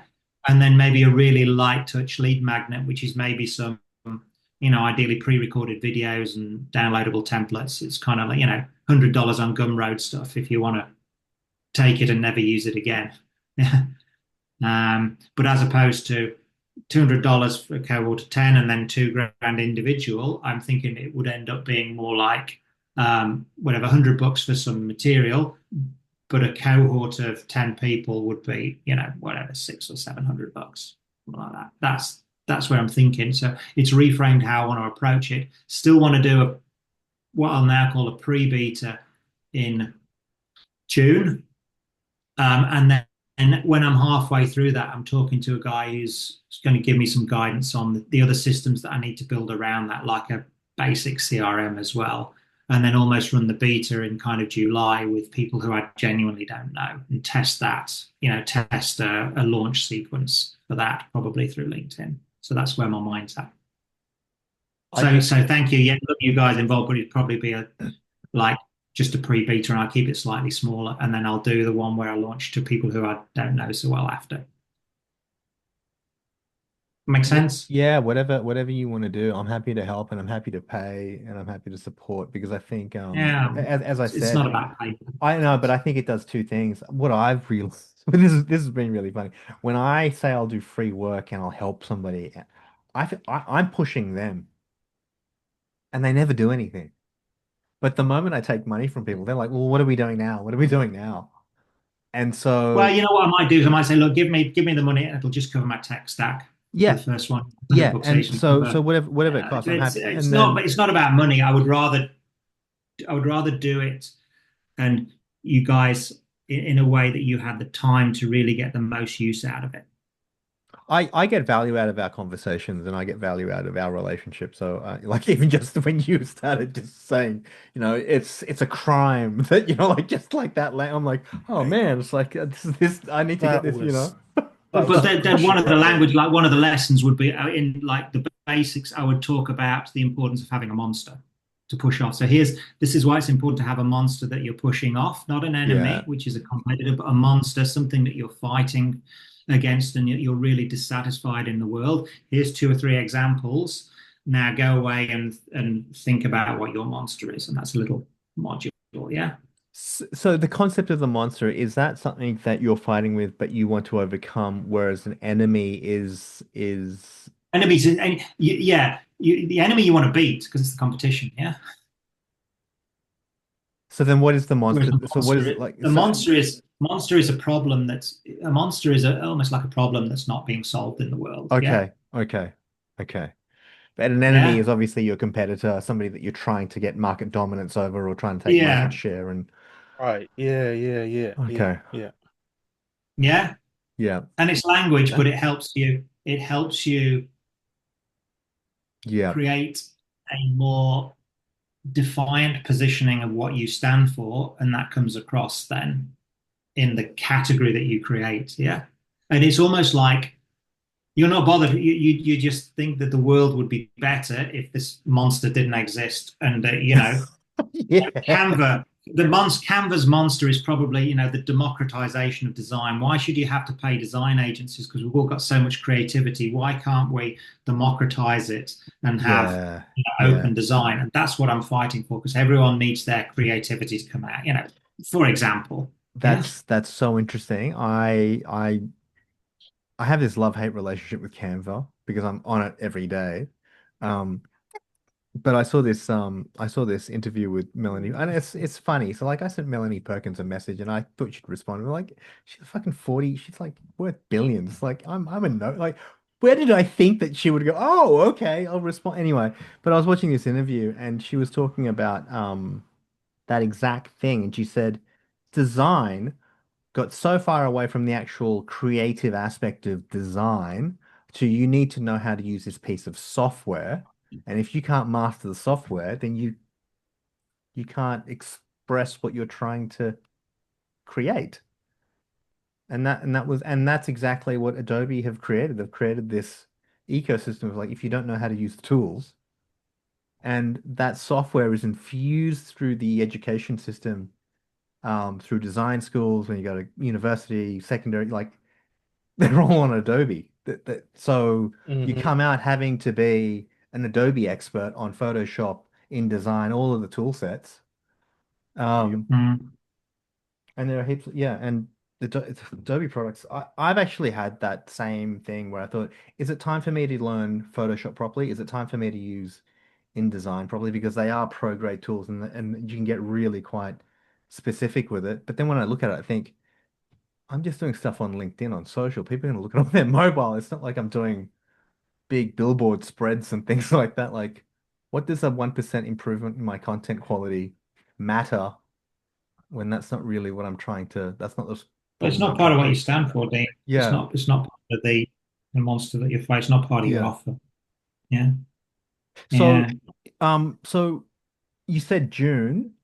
What is your next step? Or I mean, did you want to run like a little a mini test before you get to that? Or, Yeah, what I'll do is I wrote out an overview for the course, and then I'm just going to tweak it based upon this feedback. So I'll zap that to you guys, and you can say, "Oh yeah," so you can see what the shape of it is, and that's nothing to do with the course itself. That's just saying these are the things that I would cover, and just get some feedback on that before I then go away and like design the session. So that would be really valuable, guys. I mean, I can okay. do that within the next day or two, a draft one, just to get an initial, yeah, this looks like it would be of value. I'd like you to go a bit deeper in these spaces. That's all I need. So as we're doing these sprints, what I've started to realize, and I think I shared this in the last call, maybe the call before, where I said I think Clive asked me like, what's the purpose of these sprints? Are you going to keep doing them? I think there's a ton of value in me doing them just to keep going while I'm building up pipeline and all that sort of stuff. But um, I've started to see a potential opportunity for a product that could emerge off the back of this with us in it in some way, shape, or form. Um, it would be targeted at people like us that have got business experience, that have got a little bit of cash to burn, that don't want the high level fluff. They're kind of a bit over that. They want a little bit more meat on the bones and to start to actually understand a little bit more depth in what they're creating, not just here it is, and now you'll be like $1 million ghostwriter, and these are the 5 things that you need to do. And I think Yeah. because I don't know what that looks like, but I think there's something there. And this almost goes back to like when we first met when we did Second Brain, and I was like, oh, I want to do a cohort-based sales training thing where it's not going to be exorbitant, but I want it to provide a huge amount of value, and then the community starts to form, and there's something richer in what that is. And I don't think I don't think it's the creator universe we're fighting against. I think the monster in this case is AI. It's the outsourcing of like I don't have to think anymore. It's like no, you do need to think because people are not thinking anymore, and that requires you to actually think about what you're doing, creating. What is that from messaging, writing, whatever, sales. I think there's something there, and it doesn't have to be like $10,000 or $6,000, but we could work up to that depending upon what that looks like. Um, that's just been bubbling in the back of my head for the last 2 months. Um, So I don't know if that's like an end of the year thing or if that could be in, 6 months but it's just these I've been having these conversations with Clive and it started off with Clive saying um so the templates in TypeShare have not been updated for some time. So when people do ship 30 for 30, they get that 30-day access to TypeShare and they use the templates, and the templates are so off from the digital content now. And I'm like, okay, well, we could do the template. I could redo the templates. And then I started having a chat with Janice, and I said to Janice, well, would you help me make, like, I could make the templates and I could do it in Canva and I could do it in Notion. That's not a problem. It was more just like getting somebody else involved. And I thought Janice might. And then so I said that to Clive. And then Clive said, I'm still going to get my cut, right? And I went, yeah. Good old Clive. And I said, yeah, you get your. I said, how dare you? Of course you'll get your cut. Like, So, but I think that leans into like a proper course because the discourse that's happening at the moment in the sprint is vastly different to that one that we were in a couple of sprints ago where it was a bit all academic and, a whole bunch of PhDs talking about stuff. Yeah. So, yeah. I mean, yeah, I mean, I was just thinking of the crossover between the stuff we're talking about and effectively becoming a micro thought leader has some parallels with the language of finding your niche at the very beginning of Ship 30, Now, what you're trying to do is to pitch it at a higher audience. The kind of do-it-yourself version is almost Ship 30, what you do, which is find your niche and then slave away and try and create it yourself. Yeah. Whereas what you're saying is a busy executive don't have time to do Ship 30. So you're almost like a premium Ship 30. So the ghost it's done for you Ship 30. Yeah. That's what this is. It's done for you Ship 30. Yeah. The thing that I'm positioning, which I know that my ICP will understand, is they will understand how business development and cold outreach actually works because they're doing that. They've got a team that are doing that. Yeah. They've got business development. They've got juniors sending out the emails, doing the LinkedIns, the calls, the emails, the SMSs. They're putting in sequencing software, all that stuff. Then you've got the enterprise reps and the mid-market reps and the senior strategic reps. And they're all doing the same thing to a lesser degree, but they're also working their partnership channels. They're working, with different partners and things like that. But they're all spending a certain level of time on social to try and get awareness. But what they're doing is they're just posting up shit. Like they're at this event, hey, this is great, blah, blah, blah. And then you see the likes, and it's that echo chamber of all the employees, all the partners. It's not reaching any of the customers. That content is not evergreen. It's event based. It's stuck there. Like who cares? What was the value? There was none. You talked about all the amazing insights in the keynotes. What was it? We weren't there. How are you repurposing it? It's just garbage. So why are you treating? So my whole what frustrates me, and I think this part of this monster is like, why are you acting like a professional and then treating your profile like garbage online? Yeah. Sorry, I've had a thought. You carry on talking. It's like I understand that our generation, we grew up pre-social, then social emerged, and we were the teenagers that saw this thing come up, and we saw when the like button came on, and then we saw when the scroll happened, and we saw all of this stuff. And when people learned how to create like a nice photo with a glass of champagne in front of a sunset, you go, oh, that's amazing. We all try and copy that. That's no different from like what we've just seen with everyone creating little dolls of themselves in Chat GPT images and posting up saying, hey, I created an action doll. It's exactly the same thing. But there's just no intrinsic value to it. It's like we weren't there. We didn't see that. Like what was so amazing about and I think in social in your personal, that's fine. You can do whatever you want. But if you're turning up to business, if you're turning up to say something, what are you saying to your prospective market? What are you saying to the market? How are you helping them solve a problem? And and I think our generation are guilty of it because we lived we were there before social, and we were there now social, and I think a lot of us just haven't seen the shift in paradigm with legacy media or traditional media to now new media, which is Mhm. effectively all streaming, social, and the only difference is it's on the internet and you now get real-time feedback and you can create your own content. Whereas before, you know, the the power brokers owned the channels and they dictated what you got to watch when it was going to be shown. That's all changed. So it's just that's the other frustration I have. And a big fear that I have, and this is getting a little bit more sort of, like uh a little bit more philosophical, is that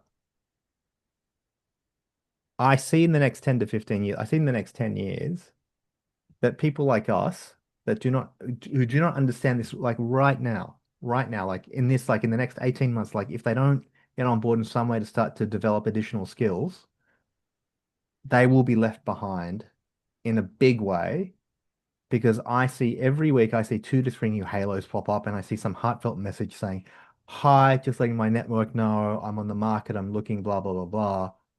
These people that Yeah, are, open to work. Yeah, yeah, these people that are in their mid to late 40s are not going to find work as they once knew it as easily as they could, because young 10 yeah, people that are 10 years younger, 15 years younger will get those jobs at a discounted rate that are AI enabled in some way, shape, or form, or they're just seen as less risky because they're younger and they're cheaper.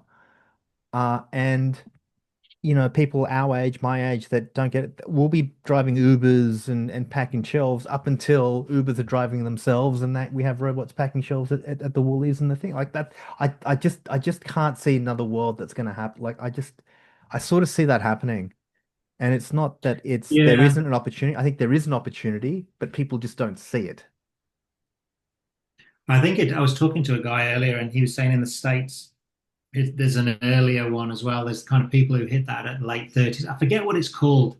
He called it was a little phrase. It was failure something for people who thought that they would have made it by the end of 30, and they're already feeling that shit, I've not made it, and I'm whatever, 28, 30. So I think we feel it in a different way, but um, there's some commonality with people who are younger who are also feeling the same thing. Uh, what I was thinking when you were talking is um, you talk about thought leadership, and the path out of that scenario is thought leadership. Yeah, Yeah. yeah. So it's how you can create something that is you can use a microscript for the problem. So I asked ChatGPT to take thought leadership and create something that was anathema to that using the word thought. And it's not perfect, but you're creating a problem and naming it. And it's come up with like thought followship, thought copyship, something like that. So you're saying that's something that you can then use to say, look, what we're facing using all of the things that are going on in the world that you've just articulated is you're in danger of getting sucked in by, might be the wrong word, thought followship, something that names that problem. And then the antidote to it is this very nice thought leadership. And within that, it's micro thought leadership. But you see what I mean? You're kind of breaking it down into pockets that are easy for people to hear and kind of understand and then get quote back to you. And then you start to own those pockets of language. Yeah. So it just got me thinking that there's a pocket of language that you can use to name the problem as well, probably pushing off thought leadership. Sorry, it's a little bit. So one of the concepts that I've been playing around with is democratized authority. And that is basically the whole creator thing. You build this big audience, you become this authority because everybody has now decided to follow you. You've sold some products and you're making some money. But that doesn't mean you're a thought leader. It might be in that of being a content creator, perhaps. Yeah. But the thing that I find really disingenuous, and I was saying this in the chat, was that um when the lads built ship 30 for 30, they built it from literally nothing. So I really respect that. Yeah, true. Then they tried to work out how do we then extrapolate more value from this customer base, and they followed the cohort model that so many others had done, which was, you buy once and you get to join as many cohort, and here's your affiliate, and you get more people and more people and more people and more people. But once they built PGA, this is where it started to get a little bit disingenuous. Is you've now sucked out more money from the same people, and now you're sucking money from people that are thinking that they're going to be ghostwriters or they're going to be writers. And this is where I kind of diverge from Clive a little bit, where he would say, well, you're teaching people how to write and then sell your writing. It's like, no, that's not how I read the messaging. The messaging is like, learn to write and make a shitload of cash because people are going to want that service. The reality is, it's a service that you still have to go out and sell. And whether it's real estate, whether it's software, whether it's medical devices, you need to learn to sell. And that is a distinctive skill that you need to develop. And that skill is pretty damn hard. It's so when people are paying $6,500, like, so the examples that I've got is I had a call with Raul, I had a call with Shirley, I had a call with there was that other lady that was a doctor. I've had a call, like there's been like 4 or 5 people that I've had a call with, and they've bought this thing and they've gone shit. And the flip side is you're an adult, you decide to put your credit card in there, that's on you. That's not on Dickie and Cole. But like there's this element where it's like, yeah, I get it. You sell, it's like Grant Cardone or Robert Kiyosaki. I used to love their stuff, but when you turn up to a Robert Kiyosaki seminar, which is free, great. Now learn to do this. It's going to be $15,000, and we'll teach you to be a property magnate in 2 years. And the reality is, being a property investor in 2 years with a $10 million, $15 million portfolio, that's just not going to happen. That's just kind of where I'm at. And I think that comes back to the risk and reward thing, which we talked about a bit earlier.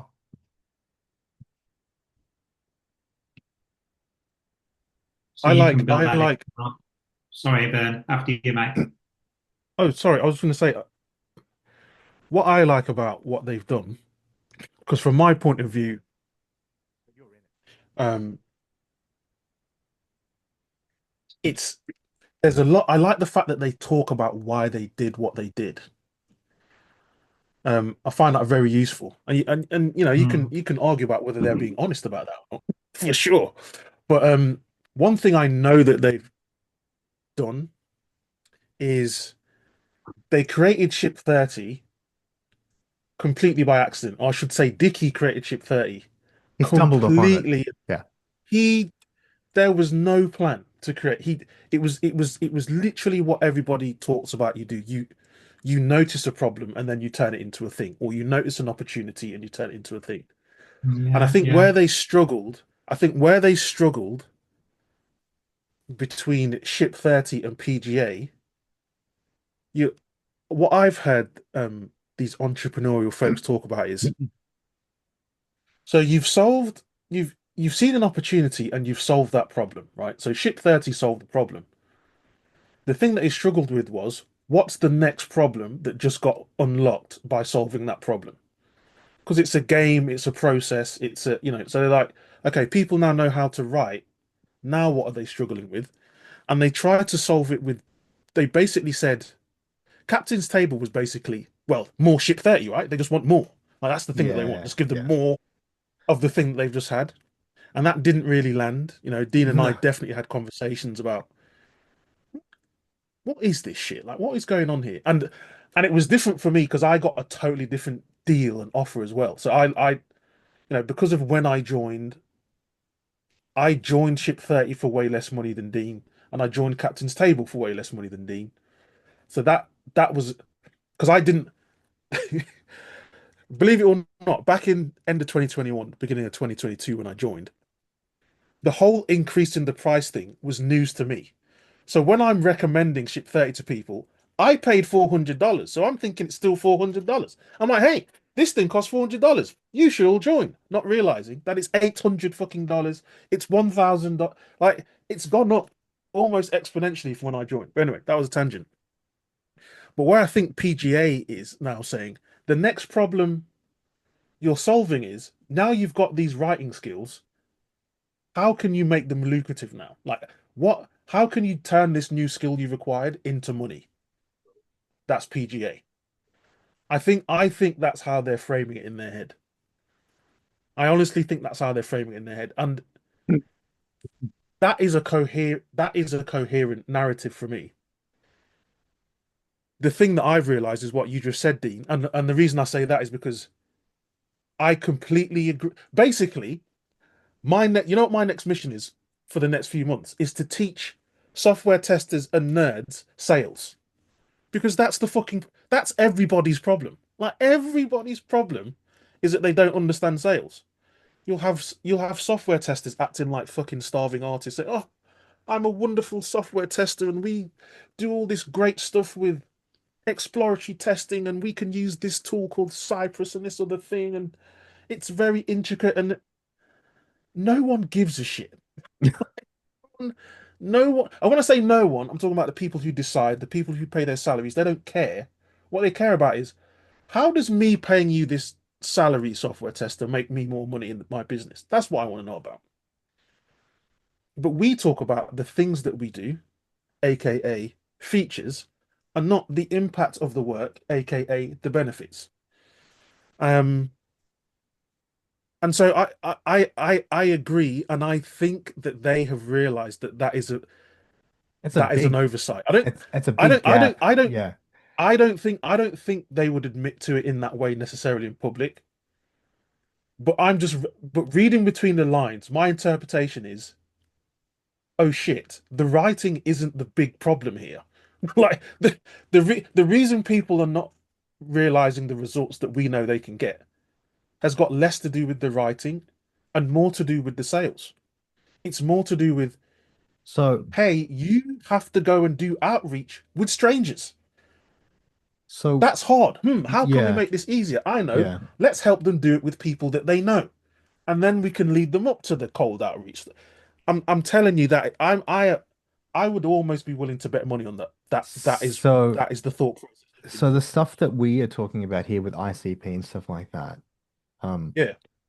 if you don't know what your ICP is, then you Got no don't know how, chance. then you don't know where and how to actually outreach Exactly. to them. And then the other Exactly. thing is that I've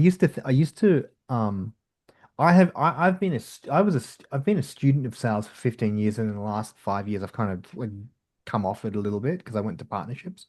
But the thing with sales is that when you first, and this is a personal thing, right? So like it could be different for everybody else. But for me, I got into sales because I couldn't do anything else.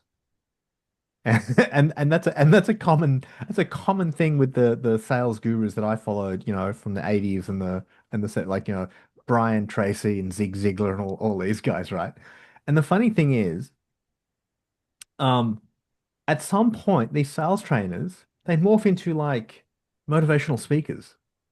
And I used to always wonder, Right. why does that happen? What you're talking about, Uh-huh. like sales fundamentals, and you're talking about, You pipeline could do it. development, and so now it's like you got to have the mentality, and then all of a sudden you're watching Yeah. like videos of like you're reading The Secret and going like, how the hell did I get from like Outreach 101 to like The Secret, and now the world will give me what I want and stuff like that. And what I realized is because sales is such a psychological game. And so you need to keep boosting people up. But the reality is, a lot of people are just not going to make it in sales because they just don't have, and this is what Clive gets Yeah. back to. They don't have that internal fire where they can keep stoking it This when it's is down, you know? this is this is why this is why I say what I say about PGA is it's the thing that is going to make you successful is sales. And built into sales is a mechanism where you are going to get denied a lot. You're going to hear Yes. no. Yes. You're going to hear people telling you to piss off. You're going to hear you're going to have people, hang up on you, or the digital equivalent of hang it. Like, that's built in. There is no escape. Zig Ziglar does not have 100% batting average with sales, or did not have. No one all had, the yeah. best salespeople in the world. It doesn't exist. The no is built in, and so you're trying to tell these people. PGA is a great example. People have joined PGA. They had no intention of doing any sales. Like, what do you mean I got to sell? And now you've got to convince them. Oh yeah, so the reason why we think you're going to make 10,000 a month is because you're going to sell this to people who want it, but you've got to sell it, and in order to sell it, you need the mindset, you need the intestinal fortitude. Otherwise, you are going to fail. The success is got 1% to do with the skill of writing, and it's actually 99% sales. And if you don't know that, like, if you have no idea about that, PGA is basically a massive bait and switch. It's like, hold on, I came here to learn how to write. And what are you telling me about sales for? Like, what is going on here? And I think that's the problem that I have, because I sort of see through some of that, and I don't think that Cole and Dickey are malevolent people at heart. I don't think that's the case. I just think that some of the language now that I see in their advertising, and when I posted up, Cole's thing, and I see this and I see the language, it's like, I made $15 million in blah blah blah. I was like, I saw so when I was doing MLM, while I was working at the bank, there's this couple in Australia called the Pajama Bosses, and they did a MLM where they were selling an energy drink, and they were making seven figures, selling this energy drink MLM. And I saw one of them pop up on my Facebook, and I had a bit of time for them because they were always nice to me. And one of my uplines used to just see a huge amount of potential in me, but for some reason I just couldn't unlock it, and I couldn't get past certain aspects of it. I could always recruit other people's prospects, but I couldn't recruit my own prospects for some reason. But on demand, I'd be like, no, let's do a presentation. Oh, and then my friend would be like, how did you do that? It's like, I don't know. It's like I had nothing to lose, so I just did it. But when it was my own prospects, I'd be like, oh, I bet Adrian, if you just get you to sign it, only if you want to. Only if you want to, Adrian. There was something there. So when I saw Marsha and Miguel's ad on Facebook, she's like, we just unlocked we've been in business for 2 years in our AI business, and we've just made, and you can unlock six figures in 90 days. And they're going, that is the biggest load of bullshit I've ever seen, because you've actually got a massive audience. You've already got a massive team. You've got the assets already in place and the brand, so that you can sell that. And if 1% of your audience buy, you're going to make 50K. Whereas me that comes along and sees the ad, oh, I'm going to struggle. And Adrian will be like, Dean, we've talked about this. We've talked about this. You tried to sell me some vitamins. Now you're trying to sell me some AI MLM. Come on. That's the frustrations that I have. To give those folks the benefit of the doubt, I think, and maybe it's a function of the numbers or the scale, or maybe not, but I think they have seen people do the thing that they're claiming. Yeah, absolutely. I think they have seen people start from nothing and do the thing.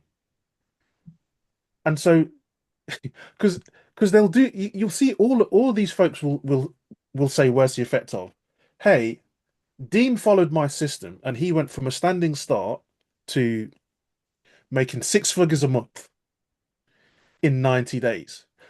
I'm not saying that's typical results though. They'll always do that part. They'll always go, well, I'm not saying it's typical, but I am letting you know that this happened.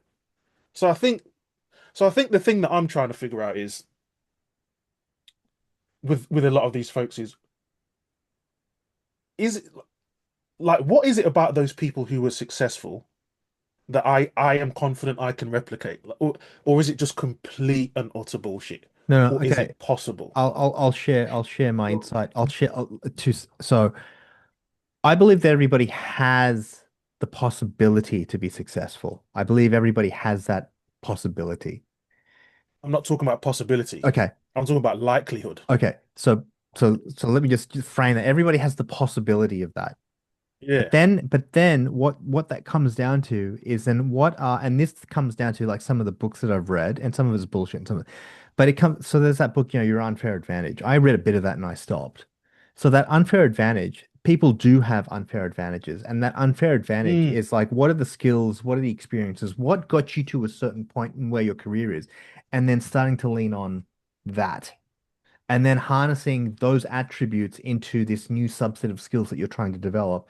And then how can you exploit those skills to commercial success for the benefit of others or whatever that looks like.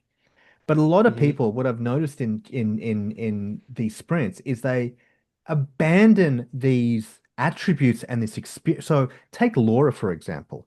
Laura is the hmm girl that does like, Yeah. the audacious writing, right? Yeah. In that sprint we were there with her, I said, I like your writing. It's defiant. I think she's It's good.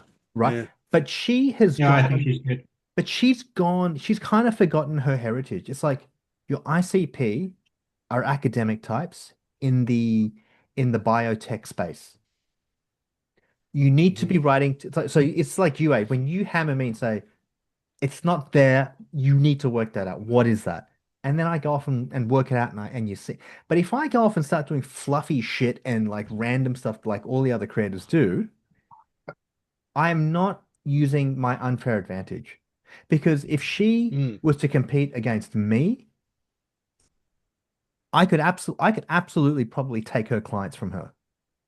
Just mm, not because I can write about that stuff, but because of my sales prowess and my understanding and my research in the background and all that stuff that I do.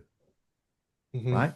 And I would say, Laura's probably going to say that she'd say this. And I would throw in all of this FUD to a prospect. Oh, you're talking to Laura? Yeah, yeah. I coached her. I've taught her how to do that. No, no, no. You want to hmm come work with me because I already know how to do that. You might as well get it from the source than getting it from the summary, the summary book, Secondhand. Yeah. the second hand. And it's this level of awareness of like, what are those skills? So my skills are business development, sales, and like sales strategy and just like working out risk and managing that sort of stuff. That's what I'm about, and I'm good at reading people. All this writing stuff, I've just kind of worked out and I've followed the patterns. And then over time I started to infuse that and then I started to write back. But then I've had you guys as guardrails saying like, yeah, you kind of missed it. Then I go, oh, okay. And I come back into that, like that focus. But when you see people in these sprints, they start going, I'm going to write about this because I'm about love and happiness and I'm going to talk about butterflies and blah, blah, blah. And there's like, you run a small IT agency that's turning over $10 million a year. Why are you writing about that? I get it that you want to do it, but they've got to lean into I something. That's what I kind of think. I reckon I think you're right. I just think they're in a different part of their evolution. So I guess what I think I was trying to say the same thing that you did. I'm looking at these people who have had whatever the success is that matches the claim and kind of say, what is their unfair advantage that enabled them to achieve the thing? There's And then how much if like where is there any overlap or adjacent skill that I have and try and factor that into the equation about whether I should because it all ties back to the ICP. This is something else that I've heard Dicky and Cole talk about that they did and others is that they'll do they'll do a ship 30 or they'll do a PGA and they'll go and they'll segment out the people into different groups. There's going to be a group of people who get through the 30 days and post something every 30 days and they'll say who is there any commonalities between this segment of people and then they'll tie that into their marketing and their posting and all the rest of it. And then there'll be a bunch of people who completely fail, and they'll say, "Well, what was common between these people who failed?" And then I guess they've got a decision to make about do we just filter those people out because we can't guarantee the result, or do we build something else for them to use and then they can loop back with? Do you know what I mean? And you try and understand. You use that data to help you figure out who your ICP really. And every time you get a new bunch of clients, it's like you have an opportunity to refine So who your ICP is. so with Mm. with SHIB 30 for 30 or even MLM, right? And I'll share this about MLM. In MLM, um, there is such a negative stigma attached to like, oh, it's pyramid selling, you're never going to make more, it's a scam, blah blah blah blah blah, blah, right? And so Hmm. the upline knows this, and they know that they're against a sea of doubt that they when a new prospect comes. And when you go to an Yeah. event, when you go to one of these like MLM events where there's a guest speaker, there's like a seven-star diamond and millions of bucks, and they've got a Ferrari and all that sort of stuff. It's probably 80% distributors in the room and only 20% actual prospects, right? And so, Okay. right, like that's just how it is. Like all the Okay. big recruiters know that, right? And then so when they actually sign somebody up, the first thing that they have to get that recruit to do is to have some level of success. And that success Yeah. is not actually, it doesn't constitute like, oh, somebody signed up, but it's like, did you get a meeting? Did you get a meeting in the first 2 weeks? Did you get two And signups in Mosey the talks about the same right? thing. And Because if Mosey you talks about the yeah, exact same thing. and because if you don't get that, you don't get the mental like, oh shit, I can do this, and then something happens, and then they go, I can do this, I can do this, I can do this. But if you Yeah. don't have that, you're there sitting there going like, this thing was a waste and blah blah blah. And so when I jumped on the call with Javeria, the girl from Saudi Arabia, right? Mm. She paid me 220 Australian dollars for an hour of my time, right? I knew that yeah, and that thing based off Andy Brown's thing, like mate, get a Calendly up, put a payment gateway, just do it, right? And then so I do the sprint, and then this comes back into like this whole course thing. I think there's something there, right? Um, Mm. everyone that I've jumped on a call with, I've said like, did you get value from our call? And they're like, yeah, absolutely. I got to think you've made me think, I'm like, oh shit, okay, so I know some stuff now. I've worked out, I know some stuff. And by the way, that's another client that you need to go back to. Just putting it out there. Yeah. So with Javeria, what was interesting was she jumps on this call and um, she the call was supposed to go for an hour. We went for like 2 and a bit hours. And I'm just really I guess get generous with my time and I talk. We spent probably about an hour and 15 minutes on her mindset. On her mindset. And I said to her, look, here's the deal. You've paid 300, 400 US dollars for this digital course, and you've just paid me 200 Australian dollars for an hour of my time. There's two ways this is going to go. You're going to go, ho hum, I've just thrown $600 down the drain and it's not the end of the world, whatever. But yeah, I lost some money. Or you're going to write. And so I need you to write so that you're going to get some return on your investment. You're not going to get a client, but you need to show something that you've done. And if I can get you to do that, then you're in the fight. You've got a chance. But if you sit there and you just and ah and you don't do it, you're not in the fight. You don't have a chance. You don't But have a sh I think this is why what AD said earlier is important. Because if you've got an idea of what your process is, then you can start to figure out where the opportunities for those wins are. So So here's like the Mm. Hormozy example, he talked about we need to get people to lose, I can't remember how much weight it was, but it was like 2 weeks from the minute they join the gym, we go hard on their diet and we go hard on exercise. Because if they get to the end of the 2 weeks and they go, holy shit, I've lost however many pounds, there's the something success rate for the rest of the goes thing is up, the thing. goes up, It just shoots up or they because stick like, oh, I'm around. bought in. I've seen They I've seen stick this around. Yeah. work. I followed the instructions. I I'm already down a waist size or whatever, or I'm already this much stronger or whatever. It's like, right, I'm in. Whatever you tell me to do, I'm doing it. So that comes back to some sort of activation in the brain where you've gone, I've done it. I've had some small win, and then you build on Mm. that and you build on that and you build on that. But in the sprints, there's a guy at the moment, his name is Ben, and he's in the US somewhere. Ben Lazabal. He's an ex-agency guy. Agency, You right? get So I sent him. So I sent. He put up a message today, and he said, "Oh, I don't know if it was a struggle to post today. I was tired, and I kind of sometimes even wonder if it's really worth building a personal brand. And I think personal brand is the wrong language. I think that's very. It's if your business doesn't hold any intrinsic value to your Yeah. customer, your personal brand doesn't mean shit. So I sent him a message after that, and I said to him, okay, I'm going to be blunt with you because you've got advertising experience. You go talk to clients. no kid gloves for you, son. I just thought he's a grown adult. He lost his job. He's been in advertising. Advertising is a cutthroat business.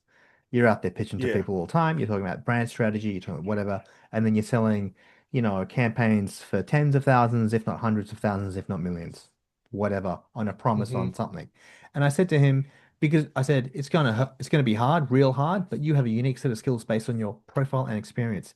Tap into that experience, right for one person. What advice would you give yourself if you were a paying client for, and then I've got this cascade, and I've got $250 a project, 2,500 project, 25,000 project, 250,000 project, 2.5 million a project. I said, now pick your target client in this cascading list and write to that one person. And then he said, oh, what? So then he said, I've got a few things in mind, blah, blah, blah, blah. And he says, what do you mean by real ICP? And I'm like, shit, man. It's like, you're an advertising guy. When you do strategy work with a client, you're talking to your client going, who's the target market? Is it mums? Is it dads? Is it pet owners? Is it not pet owners? Is it dogs? Is it cats? Is it new mums? Is it old mums? Like, what is it? Like, you know this shit already, and now you're here writing about this, and that all goes out the door. That's why I was blunt with him. And so then I said to him, I said, later on, I said, read your question, use yourself as the initial person, or create an avatar and not some random made up person. And I read this somewhere, and I said, who is this person? Where do they live? What race are they? Gender? Where do they work? Are they married? Kids? What's their favorite hobby? What are their pet peeves? Like, know this person so intrinsically well that you can write to them. So to your thing that you said earlier, my avatar was me. The problem that I'm trying to solve with the platform, this whole writing thing, was to get, how I kept talking about the content platform. The content platform is there for when people get displaced and they don't know what to do, and so they've got their expertise and they've got this experience, they've got this insight. They don't know how to write, so maybe they do a writing course, but they can sign up and they might get 3 months free on the subscription platform, but it's a marketplace and they can talk about what they do. They can produce content, and then we can match them up with buyers for content. And that could be small businesses, it could be large businesses, because people intrinsically hate selling because they're scared. It's hard. So I was trying to solve that problem for myself, but like I know how to sell, so it's not really a problem. But like the problem of like, shit, what am I going to do now? Like, what am I going to do? That's the problem. And so people then come like, I want to write. And so I'm writing to this guy saying, dude, you've got the skills. Well, You've got the skills, man. you talk about your selling, eh? There's two things. One, the selling it feels like your selling is I think it's something based on you were saying, Vern. It's a part of you. You've got to go back to who you are because it was when you were talking about PGA. I've not done PGA, but I imagine one of the issues with PGA is that they've come through Ship30, they've written for whatever, a year, 9 months, let's be generous and say a year, and then you're asking them to sell, but you're trying to sell a fucking Fiat, and people want to buy Ferraris. They're still not that good, they're still learning the craft of writing. 100%. And you've got to That is sell. literally, that is so weird because 100%. it's almost like you've been eavesdropping on some of the conversations that Dean and I have had. Like that is literally the issue. And actually what you described was a best case scenario. Because what Dean and I have both observed is now they're selling to people who haven't done Ship30. So this it would be hard enough if they had even 30 days of experience of writing. Some of these folks have turned up and they haven't written shit. Right. And on top So of you got to that, learn they've got writing to learn and selling. sales as well. Yeah, exactly. So, but they're pretty confident that they can do it. I I mean, I'm gonna share. I'm gonna share just in the chat. I'm just gonna share in the chat a profile. You guys, I've talked about this guy before. He's the asshole. Um, Okay. this guy works for Deloitte. He works for Deloitte, India, and he works in their med technology division. And what he does, and I asked him because we jumped on a call. I've jumped on 2 calls with him and given him the 4 hours of famous my Rahul. life. Right now, he jumped on this because he was getting tired of, like, obviously working, the 9 to 5, and I get he's a new dad and all that sort of stuff. So there's empathy and sympathy that goes out, and I get why he's doing it. But when you look at his profile from where he was 6 months ago to where he is now, I look at his profile, I was like, are you part of the marketing team for Sahil Bloom, or are you a ghostwriter? Because the first thing I see when he's featured is Sahil Bloom doing this. And then there's a picture of Cole and Dickie, and then there's learn how to get more time in just 5 days for free. And I'm like, you paid. And so you look at his experience, right? Senior consultant, Deloitte offices, established leading a team of 10 associates, blah, blah, blah, blah. So what he does is the sales team go out, they pitch something to him. They go pitch something to a client. And I imagine the project, because he's working for Deloitte, these are not like $2,000, $5,000. These are not that sort of projects. Absolutely not. They come back and they go, great, we've got this project that we want to pitch for. This is the scope. What do you think? He helps the pricing of that. Mm. So he'd be going back and saying, well, here's the risk, and it's probably worth about 250 for an initial, small body of work to get it going, and then we could probably look at maybe 500,000 to 1 million, and then the retainer. What does that look like? That's what he would be doing. And here he is reposting Sahel Bloom's shit. And I'm like, Man. dude. So we jumped on 2 calls, and I said, "Did you get any value?" And then every 3 months he would hit me up and send me, go, "Hey man, I've just got a question for you." I'm there going like, "Do I look like this the PGA help desk to you?" Like, dude, you paid 6.5 USD, and you won't even pay me 150 of an hour of my time. Like, go fuck off. Like, I just got fed up. Yeah.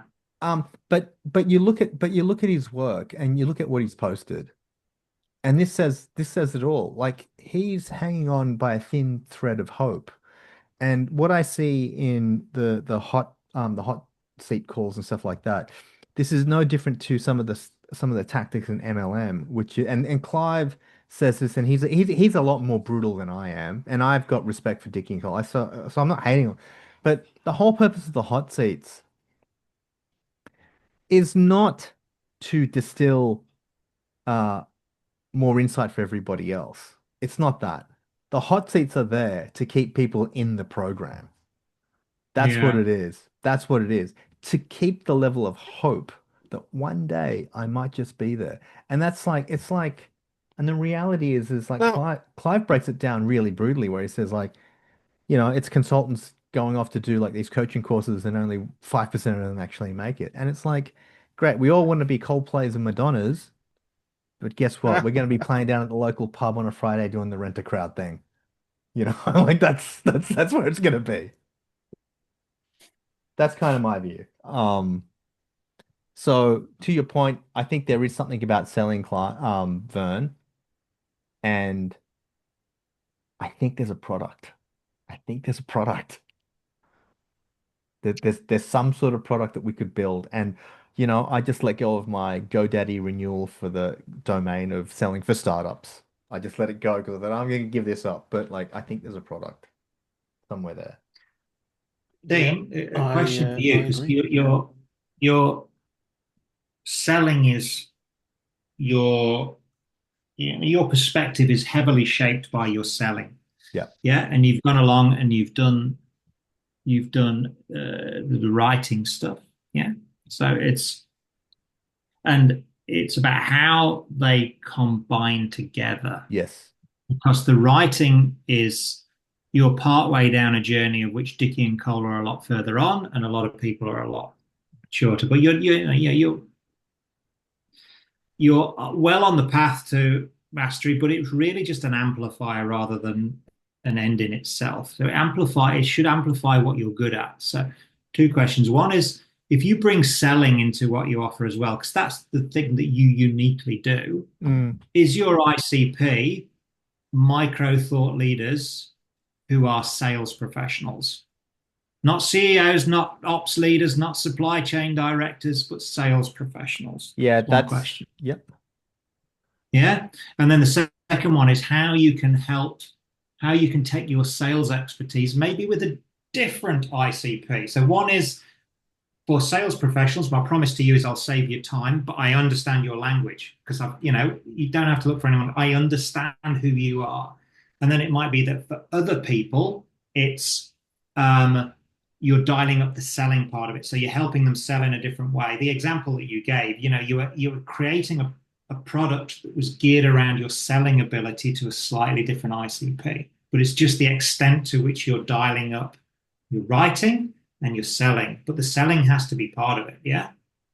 Otherwise, because that's your point of difference. That's you got so many credentials in that. So I kind of want to see some credentials on your site, having just talked about that, So I have been thinking very, very deeply about that, and Clive and I have been, because obviously Clive's a sales guy, I'm a sales guy, and so he gives it to me brutally, and I'm like, yeah, I'll take it on the chin, and we talked about that as well, and so this is because we know how hard it is, so we don't get all sensitive about it. Go, oh, you should have said, well, I'd like to give you some feedback and give me a shit sandwich. He just gives me the shit, and then I go, oh, that stinks, but you're right, and I take it on the chin. So with the sales stuff, you're right, it is an amplifier. But I believe, and this is my position now, I believe that all salespeople need to be able to create content. That's just the marketplace. That is just where we live in digital, and we need to learn how to create content. And so whether you're a salesperson, you're in solution selling, you're a technical consultant that is client facing, everybody that's client facing in some way, shape, or form needs to do it. The reason that I don't focus on sales people and revenue sales leads and stuff like that, it's a heavily, heavily flooded section. It's just really, and so if I go for executives and their teams, so head of customer success, head of delivery, head of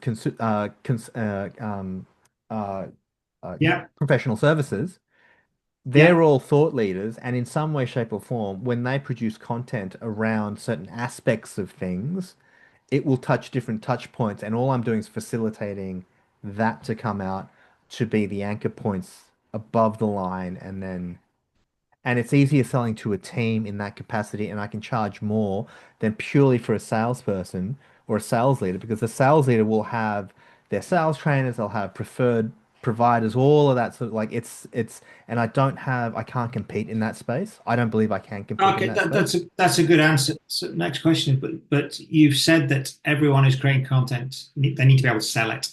Yeah. And then everyone needs to be able to sell, yeah. So then and you know how to sell. So the only aspect of the selling that I'm going to teach is I'm going to sell the social selling aspect of it. Okay. And the social selling aspect is all the stuff we've talked about, is the value commenting, the strategic echo chambers, the content, the messaging, all of that sort of stuff. And then if they want to talk about stuff, I can get deeper into the weeds on that. But if I'm talking to a VP of region who's responsible for the P&L, hey, Ray, I'll say, look, we can talk about that, but your guys are going to know that. But I'm going to touch upon what you do in the social selling aspect to generate awareness, and then at what point does that hand off into sales? And then what to do there. I'm not gonna teach you how to suck eggs there, because these people are going to be very, very experienced salespeople. Yeah, okay. I'm gonna have to duck. My son's here. He's fallen asleep on the carpet, and then he's just woken up, and he's in a bit of a. It's always a sign, isn't it? Yeah, Good chat, mate. I will distill these notes and I will send them back. Yeah, it's some gold in there, right? Yeah, yeah. Okay, all right, Raymond. What are you up to, Vern? Anything exciting? We feel like we talked a lot. How can we help you? What's happening on Planet Richards? Be right back. I had a sales call for some email campaign writing, but they didn't go for it. Instead, they want. So my problem is in my niche of software testing, I have a reputation for like hosting and presenting and training. And so when I approached a friend of mine who runs an event business and a training business, said, "Hey, I can help you drum up some more sales for your conference tickets." He was like thinking, "Oh well, I don't think I want help with that. I want help with some other stuff." Um, so I need to go back and figure out. I need to go back and figure out how to handle that situation, because it's almost like, yeah. I know you said you do this email stuff, but actually, I want this from you because you're good at these other things. So that's been interesting. Um, Does that and excite I've you, the got stuff that he another. wants you to do? Does it excite you, the stuff that he wants you to do? Yeah, and I could totally do it, but I think what I want to figure out is how how should I go back to him still, because the thing I want to do is write emails for sure. Um, so I want to be able to go back and say, yes, I. So he wants more leads, he wants more sales. You know, it's the classic thing. A lot of his uh um clientele has come from word of mouth and a lot of repeat business, which is obviously fantastic. But with the economy doing what it's doing, those leads are not as reliable as they used to be because people just don't want to spend the money. So maybe it's related to that 95/5 thing, which is okay, if you haven't been speaking to, the 95% of people who at some point are going to pull the trigger, you're not going to have any inbound, Yeah, yeah. sales or leads or anything like that. So I'm trying to think, okay, how can I use my presenting and hosting experience and capabilities combined with the email stuff in a way that gets us in a way that I can help him get what he wants, but I can also get an email, some kind of ghostwriting client as well. So that I've got to figure that out. There's Well, you got to give him what another he wants first, don't you? And then you just got to build it on. You're got to saying, look, this is everything got that you to said you wanted. So I've done all of that. I've also had some extra thoughts as well. exactly, like I've got to address the ask and Yeah, then see if I can, like, sneak in some of my own stuff in there as well. And then there's yeah. another guy that I've been trying to have a call with for weeks, and you know it just keeps getting cancelled and moved back and this, that, and the other. So I'm still pursuing him. And then I've also agreed, it seems, to write another book with a friend of mine, um, about software testing and sales, because we were talking about this situation of, testers are getting let go. They're viewed as a cost.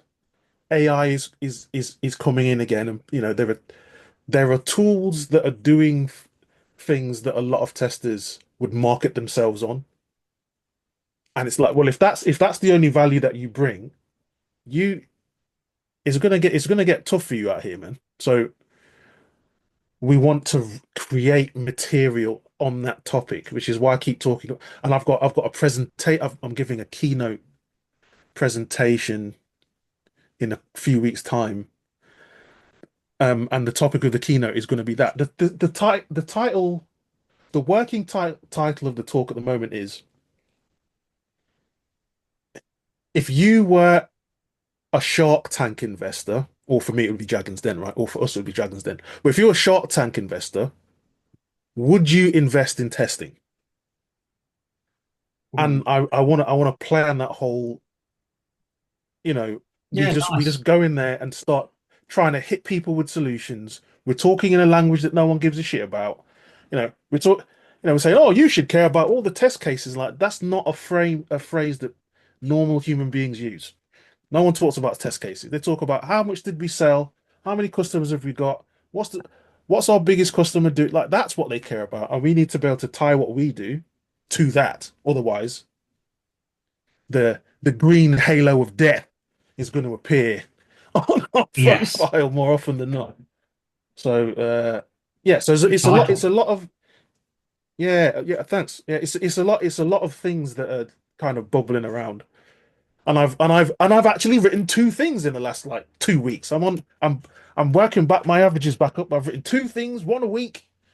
I'm getting back up there, Good not back work. up to one a day yet, but Well, yeah, you got to so start somewhere.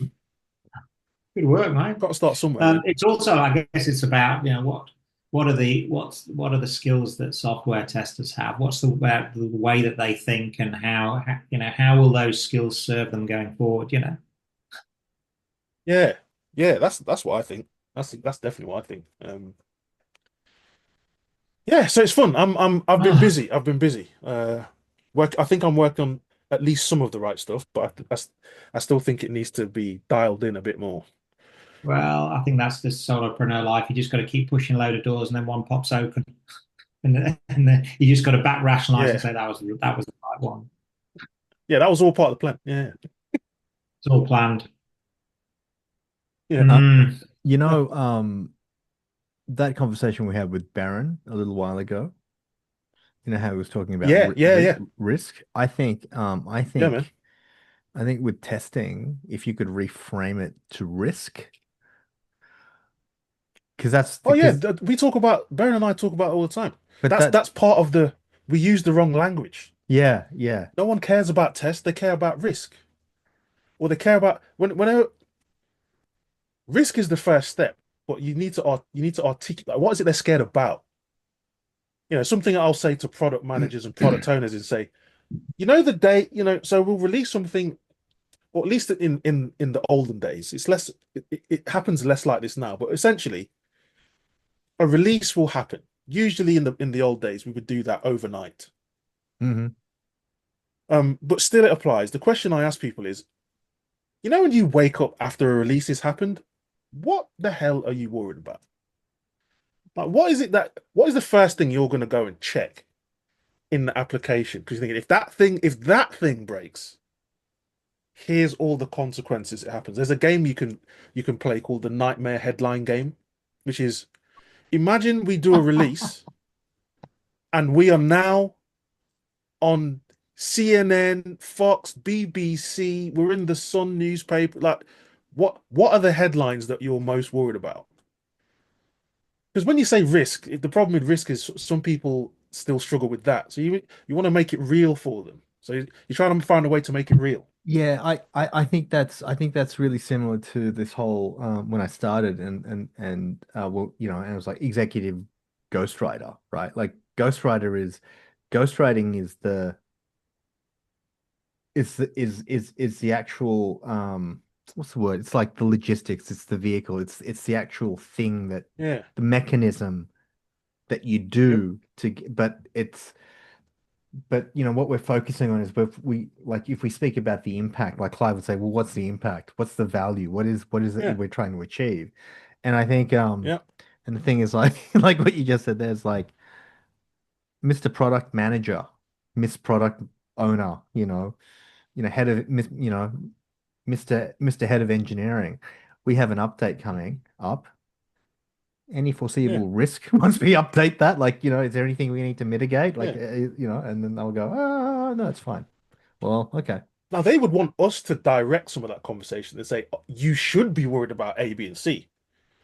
But if we don't understand the business that we operate in, those risks are going to be less interesting and less correct. So I like to give people a silly example because I'm going to say something, you're going to judge me, and I don't care. BlackBerries are the best smartphone that have ever been made, and I'm willing to die on that hill. They're my favorite smartphone ever, right? But what I'll say to people is the thing when we're building a mobile app, when was the last time you tested it on a BlackBerry? And they'll say millions of years ago. That's correct, because no one cares. it might not work on a BlackBerry, but it's not supposed to work on a BlackBerry. Like there is a risk that it won't work on a BlackBerry, but it doesn't matter. It's an irrelevant risk. And so just being able to come up with risks, anyone can come up with risks. It's like you want to come up with the right ones. And the only way you can Yeah. do that, and this is why it links back to sales, is if you understand who's the customer of your service, of your testing service, now you can figure out, well, you know, this person is in the pharmaceuticals business, so what they're worried about is this. And this person is a Shopify drop shipper person, and they care about this. And if you've got no insight into that and you're just purely looking at it through a very narrow lens, you're gonna miss a lot of the important stuff. Mm. Like a lot. I built out a CRM in Notion, by the way, and I put all the deals in. So I'll share that with both of you guys because it'd be good to Oh, cool. um I've actually got access to HubSpot as well. And so the reason I bring this in is like it's like we're talking about risk, right? So like I'm always thinking of like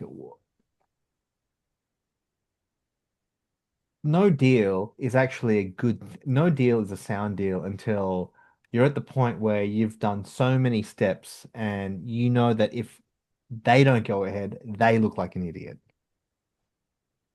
Yeah, yeah. Because Yeah, that's good.